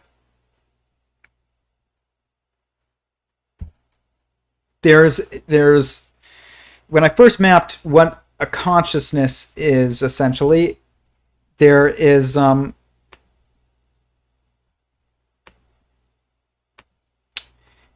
a fight the system mentality to it. That here's a decision tree. This was actually my first model, and it involves rejecting the current default status, assuming the opposite of the current default status is true, and testing against it. And so basically it involves the perception of counterfactuals, okay, or the entertaining of counterfactuals, the imagining of counterfactuals. And it's like, assume for the sake of argument is how you understand something, which is kind of, it's like if a predator is coming to eat you and you're a little gecko that just hatched out and you're like seeing this giant thing walking towards you, like, I'm not being eaten, but assume for the sake of argument I was being eaten. Now we have to like think about how to avoid that. And that's bad, and then think about how to avoid it. It involves imagination, which is the generation of counterfactuals, because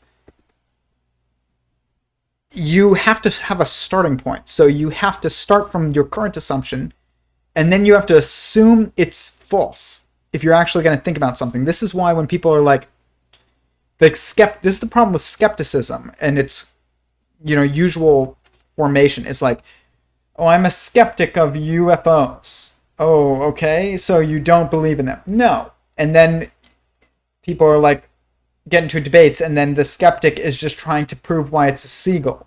It's like, listen, you have to now, if you want to actually assume, if you actually want to understand and like think about something, you have to assume for the sake of argument that the opposite of what your default status is true. So if you don't believe that there's UFOs, and what I mean by that is like technological, I don't just mean like unidentified objects in the sky. I mean like that there is technological craft being flown by a different civilization around us. If you don't believe that, but you want to actually like look into it, you have to assume for the sake of argument that it's true, and then look for evidence of that. If you are an anti-theist, which my terminology, but you would probably call yourself an atheist, then if you want to actually understand God, you have to assume God exists and look for evidence. You can't just be like, well, God doesn't, there is no evidence around me that fits with God that I believe in. So people do this all the time. They'll be like, well, somebody posted this meme that I saw, and it was like, or I think it was even just a comment that his friend had made, and his friend was an oncologist. Okay, he is a cancer doctor, doctor that treats cancer, and obviously sees a lot of horrible things, and sees a lot of horrible things happen to even like little kids, okay, where little kids get sick with, cancer. And his friend said, if God existed, I wouldn't have a job. And this resonated with this guy that I knew, and he like shared it. And I understand that, but I also know that that's wrong. And because basically his assumption, by the way, is that God doesn't exist. Because God doesn't, he's looking at what his current default status idea of God would be as man in the sky who only would, if he was all good, would only, just give you chocolate bars and let you stay healthy your entire life while eating junk food. Like, that's God. If he's good, he just does nice things for you all the time. And by nice things, I mean like makes you happy all the time. But anybody who's a parent knows that if you're actually going to take care of somebody, you can't just give them what they want all the time, because they would kill themselves. And this guy is a parent actually, but he doesn't think about God as like a parental figure. He thinks about God as like just, I don't know, Zeus in the sky or something. And so, but this is not the right way to understand whether or not God exists. If you want to know whether or not God exists, and you're an atheist, or you call yourself an atheist, or you don't know if God exists, and you're you call yourself an agnostic, which we could get into later, whether or not these terms are actually good terms. But you can't just be like, oh, do you see God? I don't see God. And by the way, bad things happen, so God doesn't exist. You have to be like, okay, my default assumption is that God doesn't exist, but I want to actually honestly look. So I'm going to assume he does. No matter what, I'm going to assume he does. And then now I'm going to go look for evidence. And I'm going to make the assumption that if I don't see evidence, then I'm looking for the wrong evidence. Okay? Then you will actually eventually stumble on a better perspective if it's there. If it's not, then you won't. But if it is, then you will find it. But you can't find it by just assuming your default. It's like there's so much. It's so nonsensical, because it's something that, if God existed, it's something you would see all the time, and so you can't use your current understanding to actually honestly entertain the idea that God does exist if you don't already perceive God as existing. It doesn't make sense. And this kind of, there's unique aspects to that one specific circumstance when it involves God, or when it involves like this, whether or not the universe is sentient. But then that pattern also applies of understanding. Like, I personally, my current assumption is Bigfoot doesn't exist. It's just my current assumption. Okay? That doesn't mean he doesn't. It just means it's my current assumption. If I want to actually investigate that, which I probably won't, but that's not because I think that it's nonsense and it's stupid. Les Stroud talked about it on Curt Jaimungal's channel, and I don't remember exactly what he said, but I'm a big fan of Les Stroud. That guy's not crazy. I used to watch Survivor Man all the time. I've learned things from that show I would never forget. And so, but if I want to actually examine Bigfoot, I have to assume Bigfoot exists. I can't just look at that one case where that guy like put on a costume and then snapped a photograph and released it, or whatever, that is considered a hoax widely, and the guy's like apparently confessed. I don't know the details of it because I haven't really looked that much into it, but I can't assume that that's all that's out there and be like, look, because this guy faked it means Bigfoot doesn't exist. That doesn't make sense. I could pretend to be an elephant and then have somebody take a photo of me dressed as an elephant and be like, look guys, elephants exist. And that doesn't mean they also, and then people, if they were like, oh, there was a fake photo of an elephant, you're not real. So elephants don't exist. It's like, no, elephants could still exist even though you faked the photo of an elephant. So You have to assume something exists. It's like, it reminds me of that rhinoceros clip in Ace Ventura, where he is inside the fake rhinoceros. But you can fake a Bigfoot photo, and that doesn't mean that Bigfoot is fake. It just means somebody faked a Bigfoot photo. But people who use that as evidence that Bigfoot is fake, that's actually nonsensical. It's not actually the right way to approach the problem. And I'm not even a believer in Bigfoot. I'm not a disbeliever in Bigfoot, but I guess I'm just agnostic about Bigfoot. But I also know that if I were to look into Bigfoot existing, whether or not two guys faked a photo has nothing to do with whether or not Bigfoot exists. UFOs too. People can throw pizza pans into the sky and snap a photo on their iPhone, and that happens. That does not mean there are not craft from another civilization also flying around just because people fake it. Okay? So you can't use the fact that people fake it as evidence. This is why you can't think without assuming a counterfactual. Okay? Like, sentience requires it. And this is why skeptics become so predictable. Because they become algorithmic, not sentient. They act in an algorithmic way that's not like thinking. There's no way to have logic without language first. I got into a huge debate with Michael Knowles about that for 3 hours once. Before logic, there was emotion and desire. Yes. That's true. Proton masculine, neutron feminine. You're speaking spiritually, buddy, and you don't realize it. I do realize it, but I'm speaking super literally. I'm not speaking spiritually alone, metaphorically alone, literally alone. I'm speaking spiritually, metaphorically, and literally simultaneously. I call it super literal. I'm being super literal when I say a proton is a male. It's the masculine on the hadronic scale.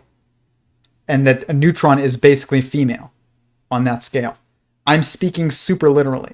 I mean it literally. I also mean it metaphorically. And I also mean it spiritually. Simultaneously. So, this is going to be a long one. It's easy to get distracted, as someone had said.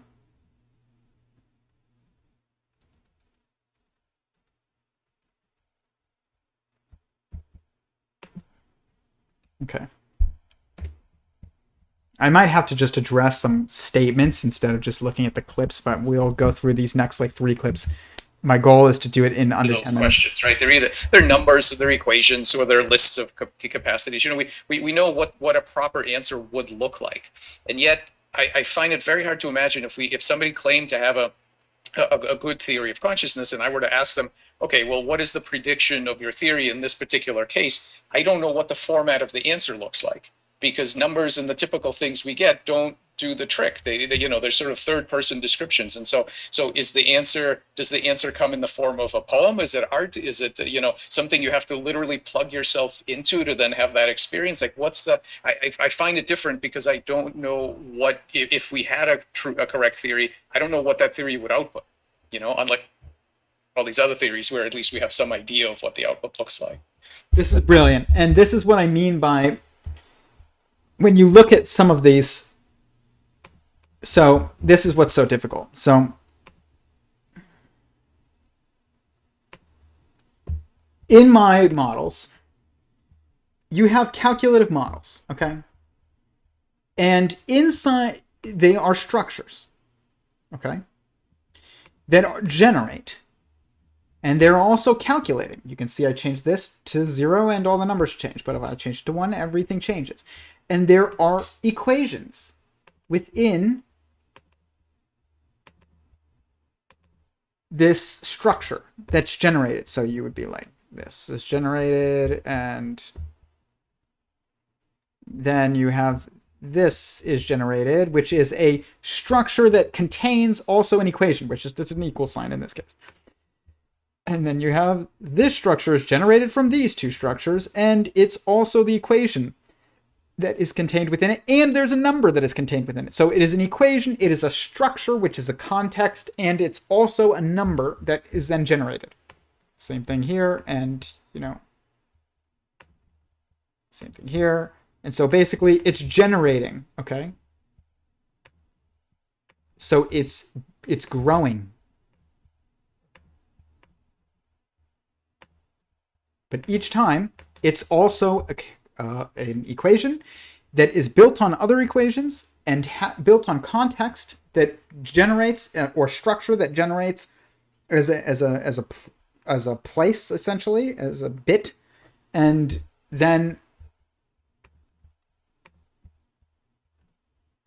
it also contains a number because it always starts with 1 in the beginning. Doesn't, like later on when you start building, it can contain all kinds of things, whatever. But it is, then this goes on to build this, and so you can see that just changes everything to 0, but input 1, it builds that. This is a series of what you just saw. You can see that that's that right there, and it's got all the same equations in it. And even after that, this isn't enough. The structure and the equations and the numbers isn't really enough, because it's actually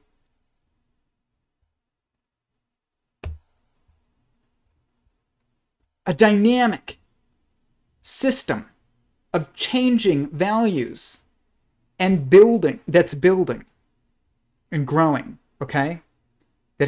That's animated. It's not inanimate, it's animated. Any theory of consciousness has to be animated. We couldn't even do that until fairly recently in history, almost.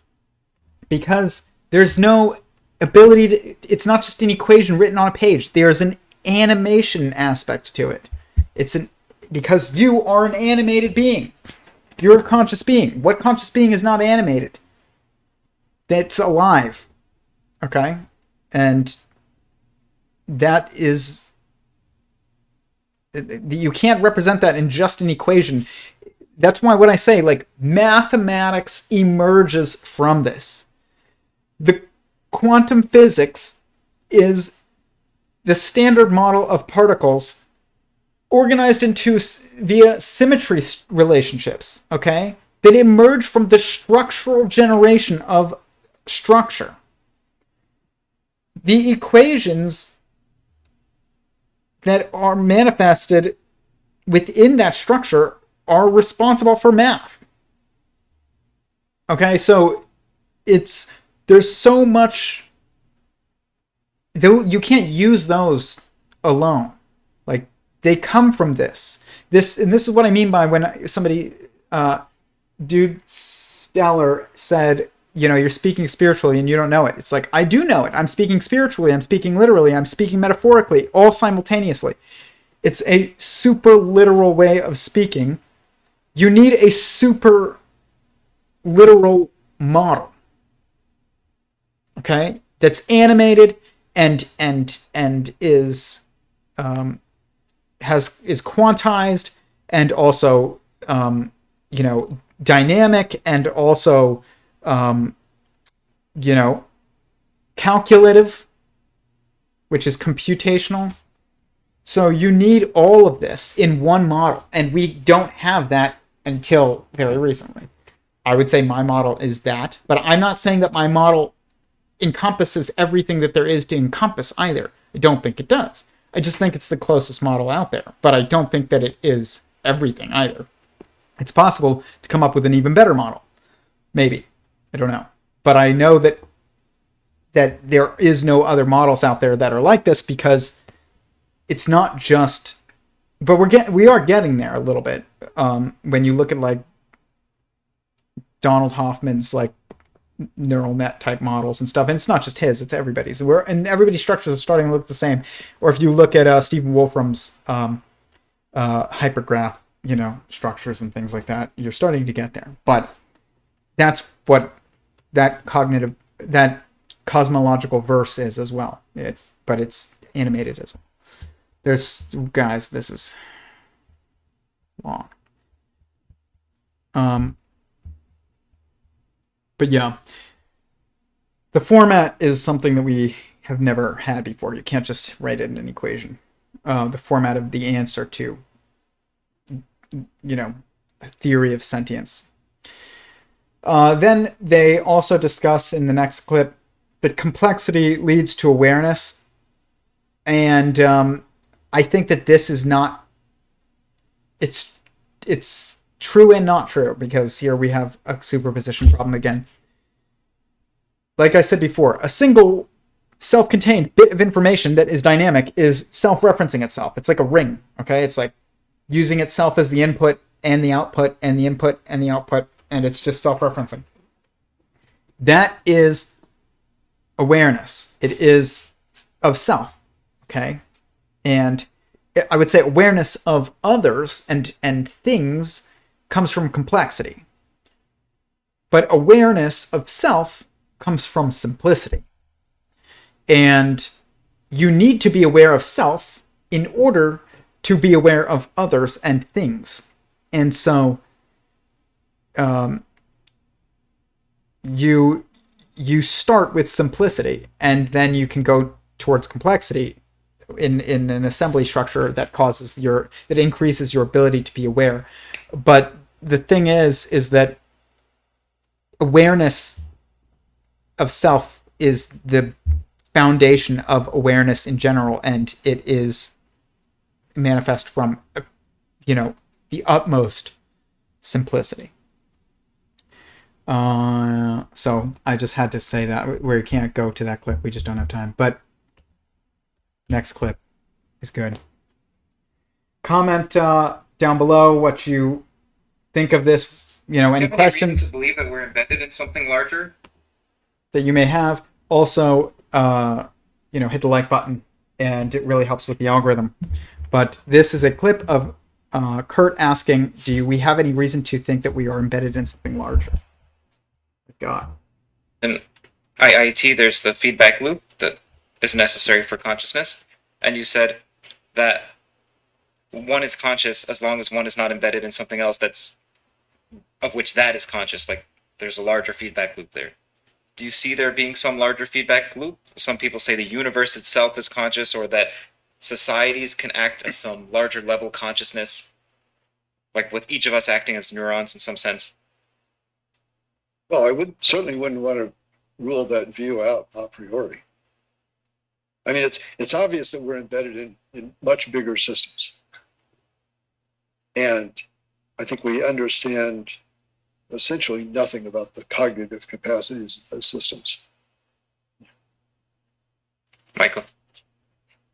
Yeah. I think that's a really important question, and I think a lot about the perspective of, let's say, if you were a neural network or something like this being trained and so on, what would the perspective of a sub component of that be? Where, let's say if you had the capacity as a neuron to sort of look around and ask yourself, do I live in a cold mechanical universe that doesn't care what happens, or is there some sort of agency in my environment that am I when I'm as a piece of that network, am I learning from my environment, or am I being trained? Right, because when you're being trained, right, the real question is like how many agents are there in that interaction? Is it just you learning as you will? You're the boss and you're sort of learning whatever from your environment, or are you actually being trained because the environment is an agent with an agenda that is training you for some particular purpose, right?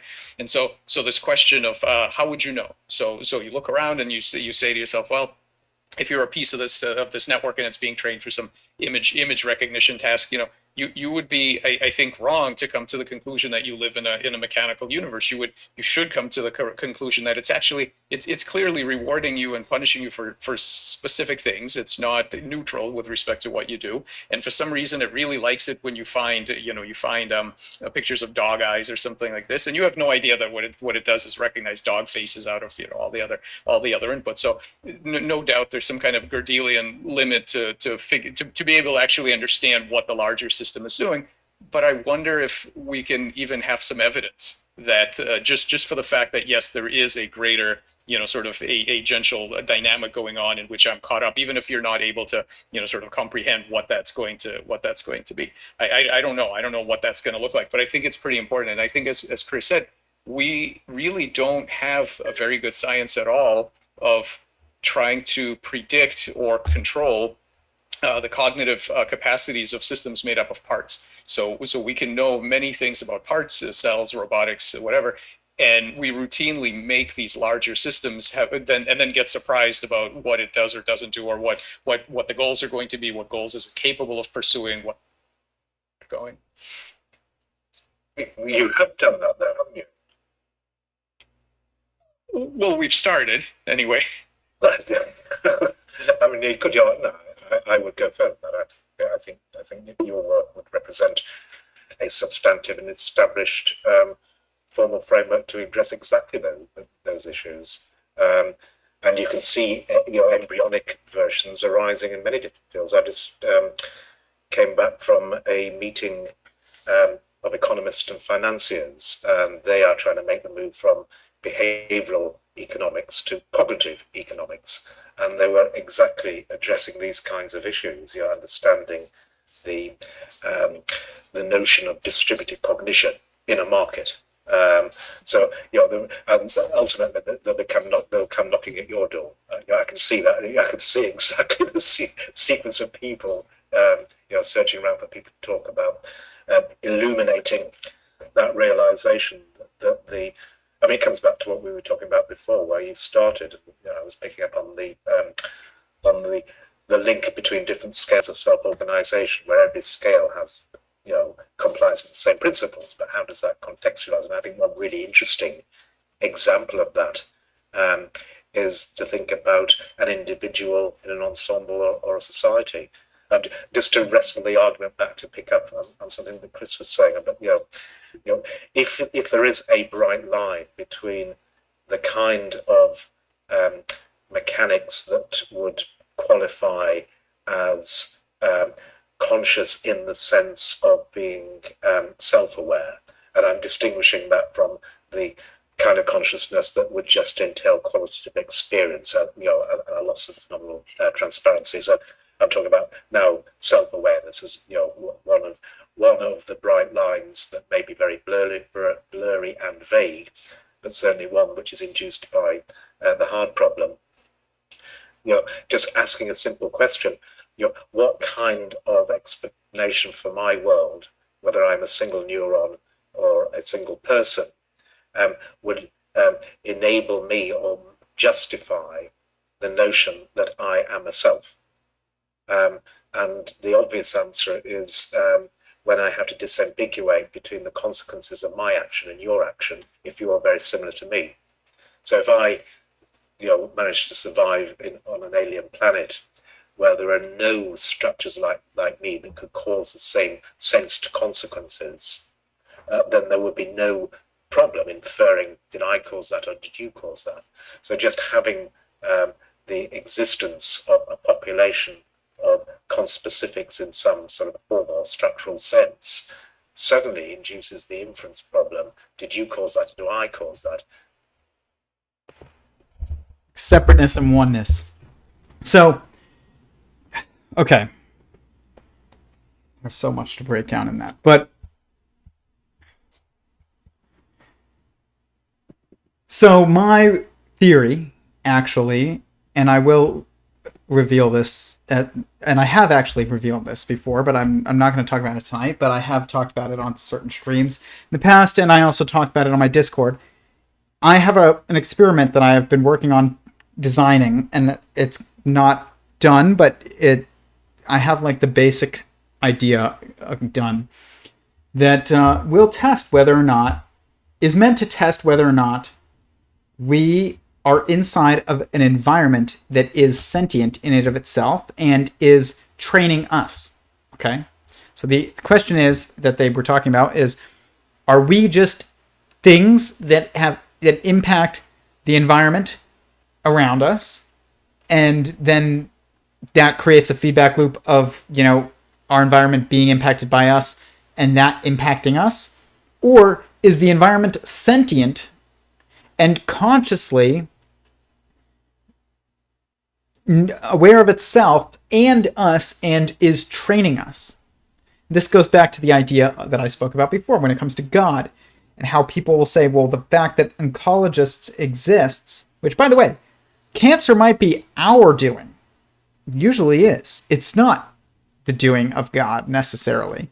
It's very largely due to our actions. It's usually environmental, and it's people say it's genetic. It's not just genetic. There's no gene for cancer. There are environmental triggers that trigger certain genes that could cause and make it more likely for cancer to exist, but it's not just an inherited disease. But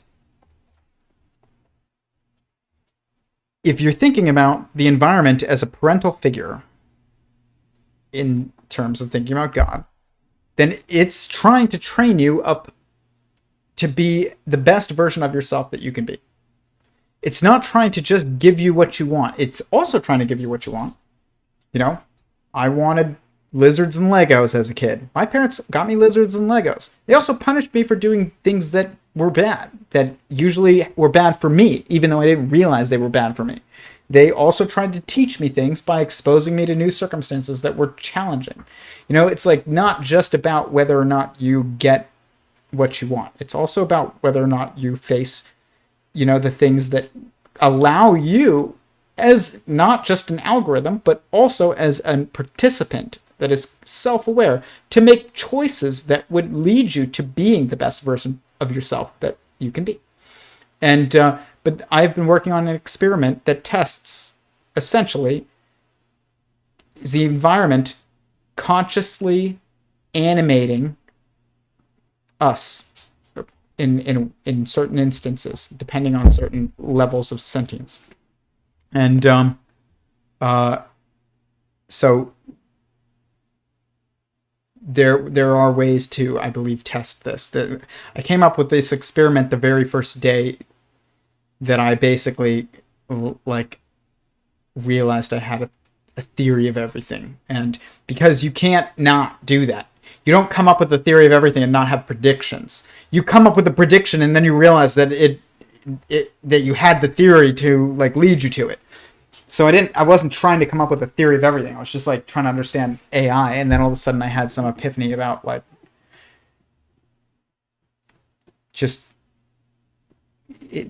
God animating matter, and with gravity, and then I had this experiment idea that I will have an entirely separate episode dedicated to in the near future. And this year I will have that, and it will be just an episode just dedicated to discussing this experiment and the implications of it, and it will be an ongoing process to design it because it's kind of complicated, but we are getting to the point where technologically we'll probably be able to do it. Describe to me how you perceive a higher dimension. Wait, if you see no good reason... Okay. Wow, there's so much going on. My reason for being an atheist. The idea of God in respect of a creator or prime mover adds a tremendous number of issues that don't need to be considered without a God. So because there are things that you need to consider, if there is a God,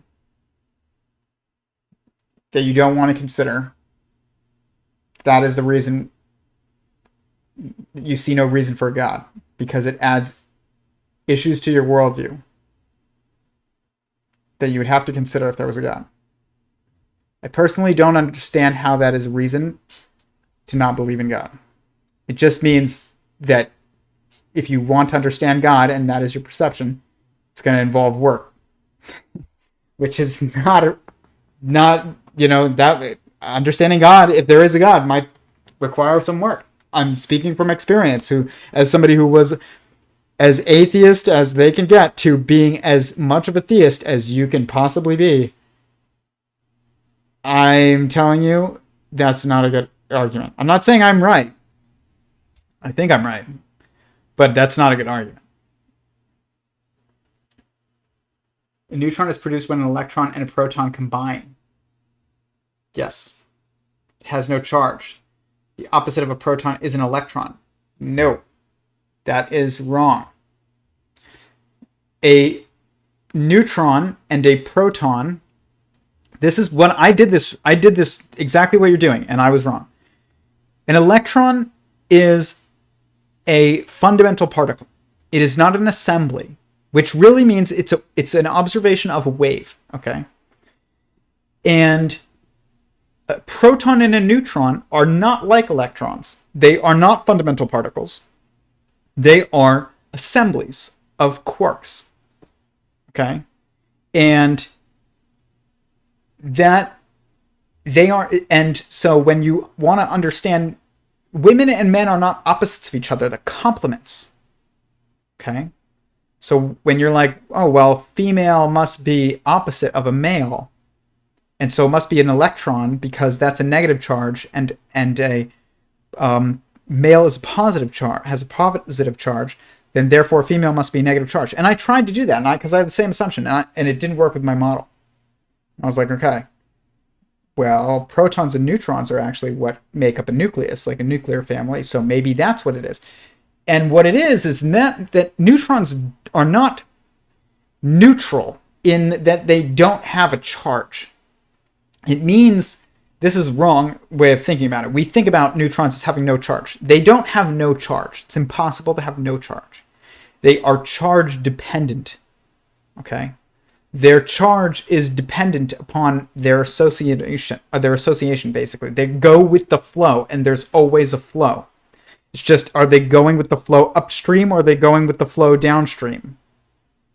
It's like, are you going to grab onto a fish and go upstream, or are you just going to let the current push you? Either one, but you're always going to be moving. And a neutron is charge dependent, really. Is a better way of thinking about it. But yeah, you could say it has no charge, but it's more like it's charge dependent in some way. But women are like this too, and they are not opposites of men in the way that they cancel you out. They can in a negative circumstance. So if they are being influenced by negative energy, then that can cancel out a positive energy, and then you can be opposites. But in the correct context of logos, of building, of life, which is, builds, in order to go to cells and molecules and organisms, first you have to have atoms. So you have to have hadrons combine, protons and neutrons combine into a nucleus, which is really what an atom is. And and this neutron is complementary force. It can also be linked with, it can be moved to look like an opposing force, but it's not actually. I think of it more like men are protons, women are neutrons, and an electron is the observation of the wave of sexual energy. But it's not actually that an electron is a female. It's neutron. An electron is a perception of a point of a wave that is the wave of sexual energy. That is the sea that the protons and neutrons are swimming in together. That's really what it is. Oh my gosh. Yes, 4 dimensions would be like streaming. No, we don't understand dimensions. I have a stream called What is a Dimension? You can look into it, but I can't get too into it. But dimensions are really like, there's no more than 4 dimensions, really. So when people are like, well, there's 11-dimensional hyperspace, it's like, we need to agree on what a dimension is before we start talking about how many there are. We haven't. And it's 4. You can kind of build more from the 4, but it's 4. It's 4 primary perspectives: inside, outside, separate, and oneness. But it's past, present, future, and space. So that's time space. It's past, present, future, space. Space-time would be, people say length, width, height, and time, but it's really forwards towards a new location, backwards towards your previous location, but you're always existing in your current location and time. That's the real 4 dimensions that are objective, not subjective, really. I mean, they are subjective, but they're super subjective, which makes them objective. And they're all equal to each other. What color does every crayon color on a piece of paper make? Right, about the proton and electron. Yes, I've forgotten the electron was fun. Yeah. Makes perfect sense. Thank you. I'm glad that made sense. Cool. They're actually all equal to each other. Yeah. Yeah, there's no better or worse in men and women. It's like you need each other. If there's no... Men and women cannot exist without each other. And there's no growth without it. And I let me tell you, I have geckos here. They are called mourning geckos. Mourning as in like they're mourning like a loss because they're all female. They're like, it's like Jurassic Park in my house. And not the gecko that I hatched today. Has sexual selection as part of its process of living, because it takes a male and a female to make that baby that I showed at the beginning of towards the beginning of the stream. But mourning geckos do not have males anymore because they had a genetic mutation that allowed them to clone themselves without males, and so they only produce basically females. There's no and any females that are produced are useless, or they're not needed. And but they've also now destroyed their ability to adapt in any like significant way. So I have 4 different types of mourning geckos. They all almost look the same, but the differences are so slight. They would all look the same to you for the most part, but I could put them in certain instances that would show the differences. But I've got them because it's interesting to me that the tiny differences that they have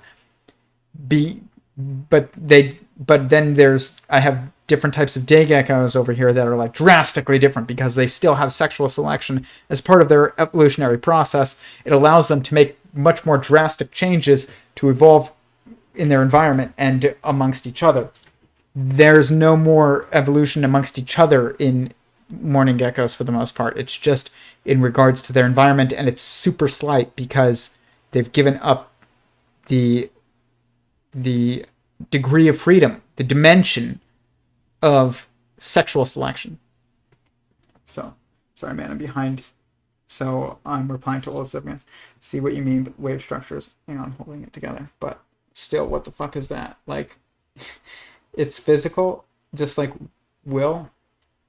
It's physical, yeah, but it's also metaphysical. It's super literal. It's super. It exists on all levels. You're inside a mind. Your concrete world around you are the thoughts of the mind that you're in, and they supersede your thoughts, so you perceive them as concrete. But they are still mental. Okay? Your thoughts are perceived as concrete to your cells. I've talked about this on streams before. This is why your thoughts influence your physicality. They really do. I thought myself into a rash that had no explanation other than my thoughts. And I talked about it on a previous stream. It was, and that's not great. I mean that. Like, I went to the doctor for it. And within 5 minutes of them laughing at me, the rash went away. And had been there for days, getting worse, because I was like Googling all the horrible things that it could be. And then they laughed at me and they were like, this is just like, this is nothing. And then I was like, oh my gosh, are you serious? And my anxiety about it went away and the rash went away within 5 minutes. They told me that was going to happen. They were like, we see this happen all the time. I don't know if it's in journalistic, medical journals that people can think themselves into rashes. But where I went, they told me that happens all the time. They literally knew immediately. They were like, within you. I was like, I'm in pain, guys. I'm in pain. Like, this is horrible. They were like, you're going to feel better, and the rash will go away within like 5 minutes of you leaving here. And I was like, that's crazy, but, I'm trusting you because you seem so confident. Within 5 minutes of me leaving, it's gone. It was my thoughts created physical constraints that my cells had to deal with, which I am not claiming to understand how, like that completely, but it was real. And they attested. There was multiple doctors, because I didn't believe them, and I made them go get another doctor. I was like, go get another doctor. And they were like, you really want me to bring somebody in here for a second opinion? And I was like, yes. And so they did. They laughed at me too. They said the exact same thing. They were like, no, he's right. Like, rash is going to go away within 5 minutes of you leaving here if you chill out. And it did. There was no explanation for it. I had blood tests and everything. Nothing. It was all in my head. And that is your inside of mind too. Its thoughts become your concrete reality that you have to contend with. And your thoughts become concrete reality that your cells do have to contend with. We do not understand yet how the depth of this, but it is going to be probably as deep as anything could be. It's a histamine response. Interesting. I'm going to look this up. But later, because I don't have time.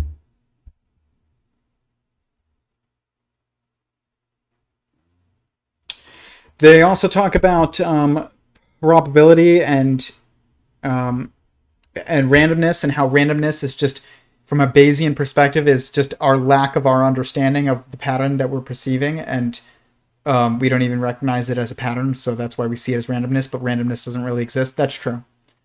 I'm just going through all the clips that I was going to go through because it's getting late.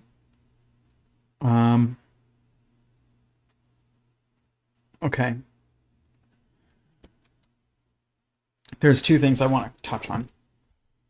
So we're going to look at two more clips. So they talk about quantitative and qualitative experiences. And I will say the link between quantitative and qualitative experiences, as I said earlier, is sentience. It is the explanation for such a pattern. Okay? So it is the explanation for the quantum and relativistic patterns that we see in smoothness versus discretization versus quantum mechanics versus general relativity versus qualitative versus quantitative data. Like, sentience is the bridge between these. And I talked about it earlier. We talked about babbling. And, okay. This is the last thing that we want to talk about. So Curt talks about in his work, or in his streams, that he had an existential crisis at one point when he was thinking about himself as being part of a greater being, and not, then therefore he doesn't really exist. And so I will say this. Curt Jaimungal had on Leo Gura. And Leo Gura, huge following. I don't follow his content, but I watched his 7-hour stream on Curt Jaimungal's channel, and I gave like a 7-hour stream about it. You can watch it on my channel.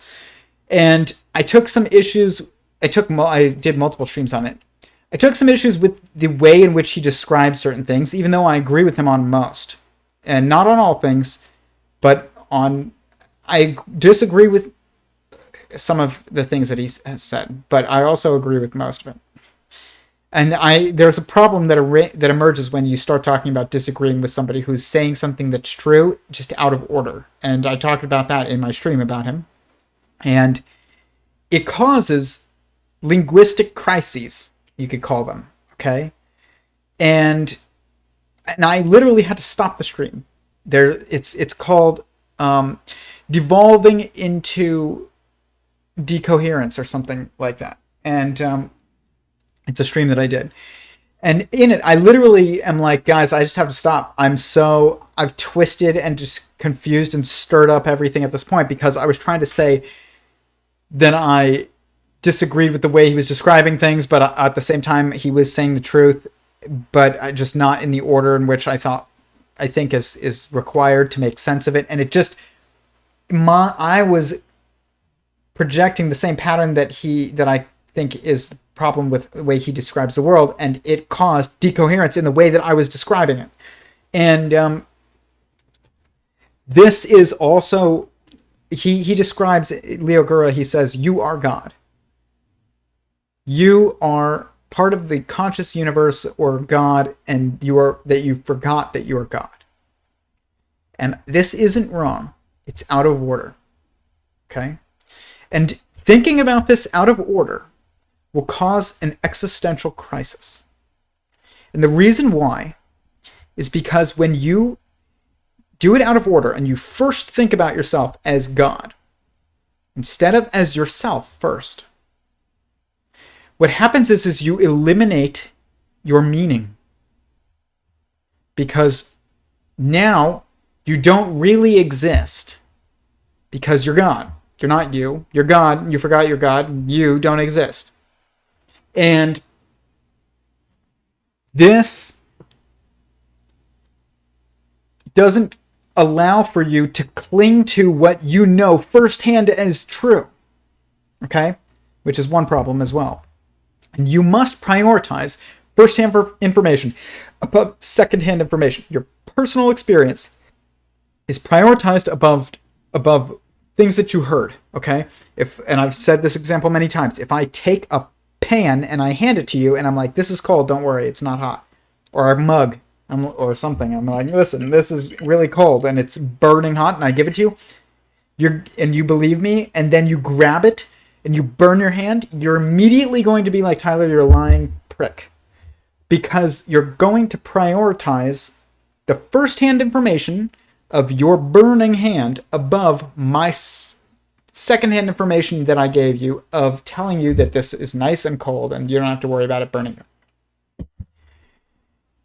If you prioritize that this is cold, and I told it to you, above your first-hand information that gives you the information that it's burning hot, you're going to sit there while it gives you third-degree burns on your hands and just wrecks your world and your physicality, and you will fall apart. You'll literally fall apart. Your skin will fall off your hand.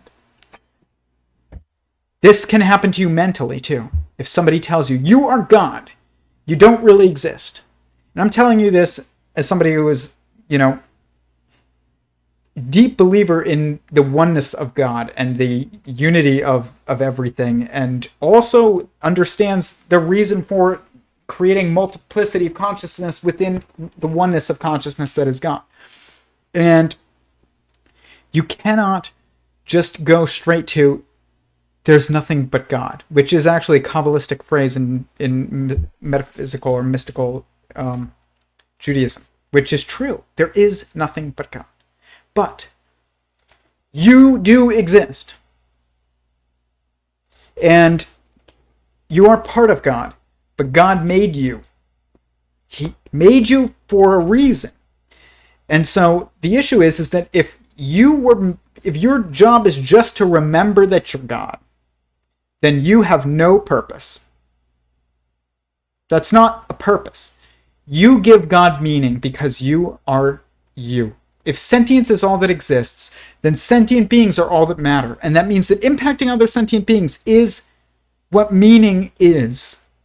And if you are the only sentient being that exists, and there is no one else, then you don't matter. And that was true of God preceding creation. That is why, at least partially, he created. The meaning of creation is the creation of meaning. Okay? And if you basically assume that you don't exist and that you're just God, that for God he's God, and that you assume that third person or that second-hand information above your first-hand information of your personal experience as being you every day of your life that you have existed on this earth, and you prioritize what somebody told you about you being God and you not existing, actually, you're going to burn your hand, but it's going to be your mind. And it's going to cause existential crises. It's going to cause crises of meaning. It's going to cause breakdowns in logical coherence. It's really bad. Order matters. Organizing information into a hierarchy of first this, then this, then this is very important. And this, I take issues with some, and I have some differences with Leo Gura in terms of like morality and things like that. And I think that is due partially to this idea of, oh, if you're just God and you weren't created, then all of a sudden it's like generation of life is not the purpose anymore. It's not part of the purpose, at least. It's not the only purpose, but it's part of the purpose. To generate more sentient beings is to generate more meaning in the world. And you destroy that if you go out of order. You prioritize first-hand information above second-hand information. You prioritize your personal experience as you being you and you existing above Leo Gura telling you that you don't really exist and that you're just God who forgot. You can't go out of order. Even though two things are true at the same time, you cannot go out of order. Okay? It's critical. It's absolutely critical. And this is like my main... I did not articulate this very well, or maybe I did. I can't really remember. I think I started to after my second stream of Leo Gura's stream was much more coherent because I realized I couldn't say he was wrong. I had to say, this isn't the priority. You have to organize things into a hierarchy. You have to go in series of steps. You cannot, do things out of order. I'm trying to be like, you can't drive without putting gasoline in the car. It's like, you have to do things in order or else you're going nowhere. And this is true of your mind and understanding the universe. You do exist. If you don't exist, then God is not meaningful at all. Then you have just undermined his actions as meaningless. You've also destroyed your own self. You've destroyed your own agency. You've destroyed logical coherence. You've destroyed morality. You have caused what is an existential crisis, where nothing matters anymore. So why does anything exist? Why, when it shouldn't? Why do things feel bad when nothing should matter? Why do some things feel good when nothing should matter? Why should I even be here? Why should you even be here?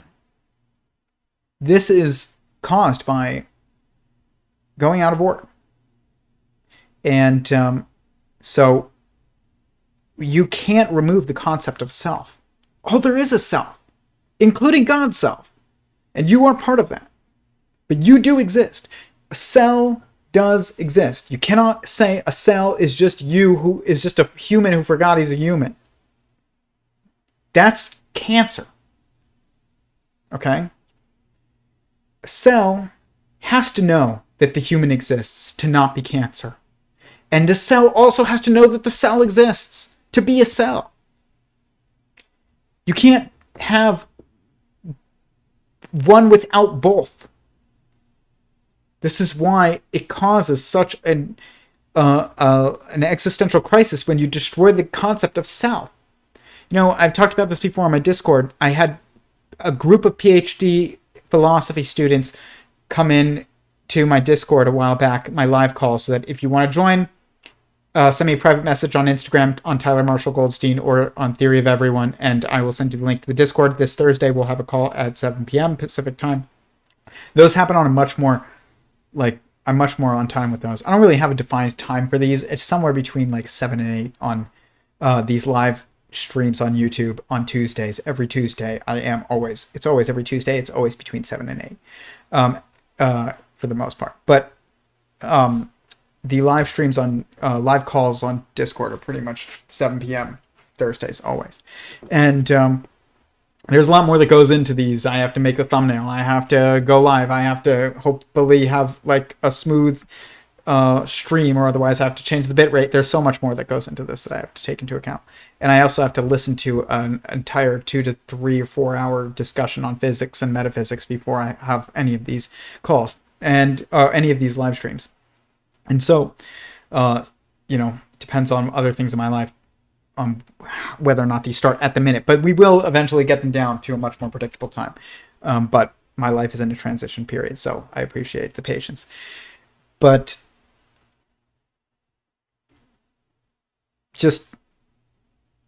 I forgot exactly my point, but it was just make sure that you are going and thinking about this in order. It's very important. You cannot, you can't have both without one of these things. This was my point. In my Discord, we have these philosophy students come in, and PhDs, and they were doing their thesis on the philosophy of consciousness, and they were trying to argue, basically, in their actual assumption that consciousness was an illusion and doesn't exist. They are PhDs who are trying to specialize in understanding consciousness, who are writing a thesis that it doesn't exist. Imagine that flying with any other field. Imagine I wanted to get I was doing my thesis on day geckos. Okay? And my herpetology thesis on day geckos. And I was like, I'm arguing that day geckos don't exist. But I'm doing my thesis on it. I'm dedicating my higher education to it. I don't want to say my life, because you shouldn't dedicate your life to that necessarily, but a large part of your life to the philosophy of something that does not exist. That is an existential crisis that is so deep that you don't even realize you are having it. And that is the same type of issue where you have to have both or neither. You cannot have a coin with only heads. A coin only exists with heads and tails at the same time, otherwise there is no coin. You cannot have a concept of a sensible picture of the world, morally, meaningfully, logically, familially, personally, whatever, unless you have an understanding of that you exist first and primarily, and also that there is I think others, at least, and if you just have a sense of just you existing, then you, without perception of something that's not you, then you can't actually, unless you're God, you can't make sense of anything. This is in my theory, a sentient singularity theory. You have 4 primary perspectives: inside, outside, separate, and oneness, and they are defined by each other. It says a sentient singularity has 4 primary perspectives that it experiences or perceives the world through. And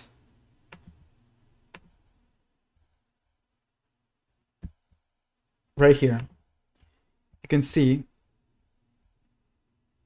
oneness is outside and inside of separateness. Separateness is inside or outside of oneness. Outside is separate from oneness. Inside is separate and oneness. They are defining of each other. So once you perceive one, the other 3 emerge. Okay? You either perceive all of them or you perceive none of them. This is true of meaning and logic and all these other things. This is why you have breakdowns in morals and people start becoming anti-natalistic and all kinds of, things. It's like, why are you trying to preserve the environment over life, your own life? Like, it becomes just nonsensical. We'll talk about it another time. You don't have to agree with me, but I'll argue that point. There's an order, though, to this. even if Leo Gura is right, and you are God, you're a piece of God. You're not God. You're a piece of God. A cell is not your cells in your fingers are not you who forgot they're you. They're a piece of you. And if they do forget that they are part of you, they're going to go cancerous. But they are part of you. You are part of God. That's true. But you do exist. And the primary thing that you must know, above all else, is that you exist. I have these 4 pieces of, I asked myself this question of what is the first question? And you have, what is the first question? Is answered with what is the first question? Okay? So you have, what is the first question? Well, the first question is, what is the first question? Because you're asking it. And then that's inevitable. It's you've started a feedback loop, and then you have to logically extrapolate from there in an ordered fashion to generate information. What is the truest? The next question is, what is the truest thing that I know? It's like that is the third question, but it's also like the second question. If you count what is the first question, then it answers itself. What is the first question? So it's really one, and then the second question would be that is distinct is what is the truest thing that I know? And then the answer to that must be always I am. I exist. If it's not, and you're like, what is the truest thing that I know? And you're like, I'm a piece of God, or I am God. It's like, good luck not having an existential crisis. Anyways, this was a great stream. I am ending it here. I appreciate everybody listening. Please hit the like button. It really helps with the algorithm. Yes, but don't get stuck in this Java loop of transcendental being. Exactly. Don't get stuck in a loop. Cloud Atlas, I'm nothing but a drop in an endless ocean. Yet what is an ocean but an infinity of drops? Yes, I like that. Everybody keeps telling me to watch Cloud Atlas, and I need to. This is where vocabulary is an issue. Wouldn't call universal consciousness God. I don't disagree, but there's a possible single consciousness, but we're a part of, but that's not God. That's just an issue of semantics. That's what I call God. So that's God to me. You should watch God is an irrational number. Or it might be called Science of the Messiah. They might be 2 different videos. I can't remember, on my channel. And it's only, it's not long. It's like 15 minutes, I think. But look for both. But if God is an irrational number is there, then watch that. Let me just look for it.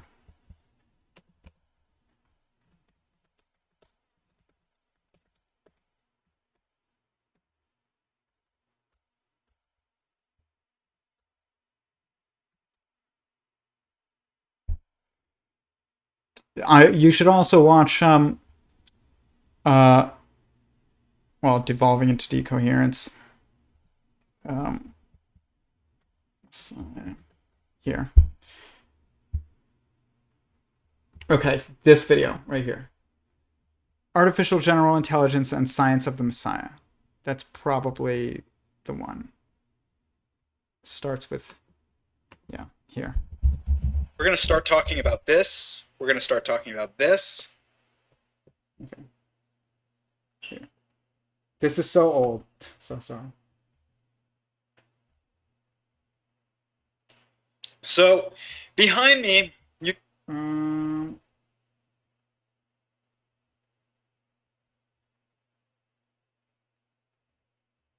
don't know. I think this is it.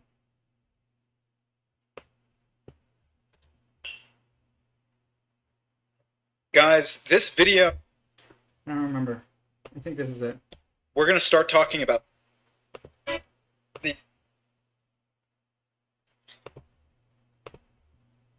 to a scream Okay, I don't think that's it, actually.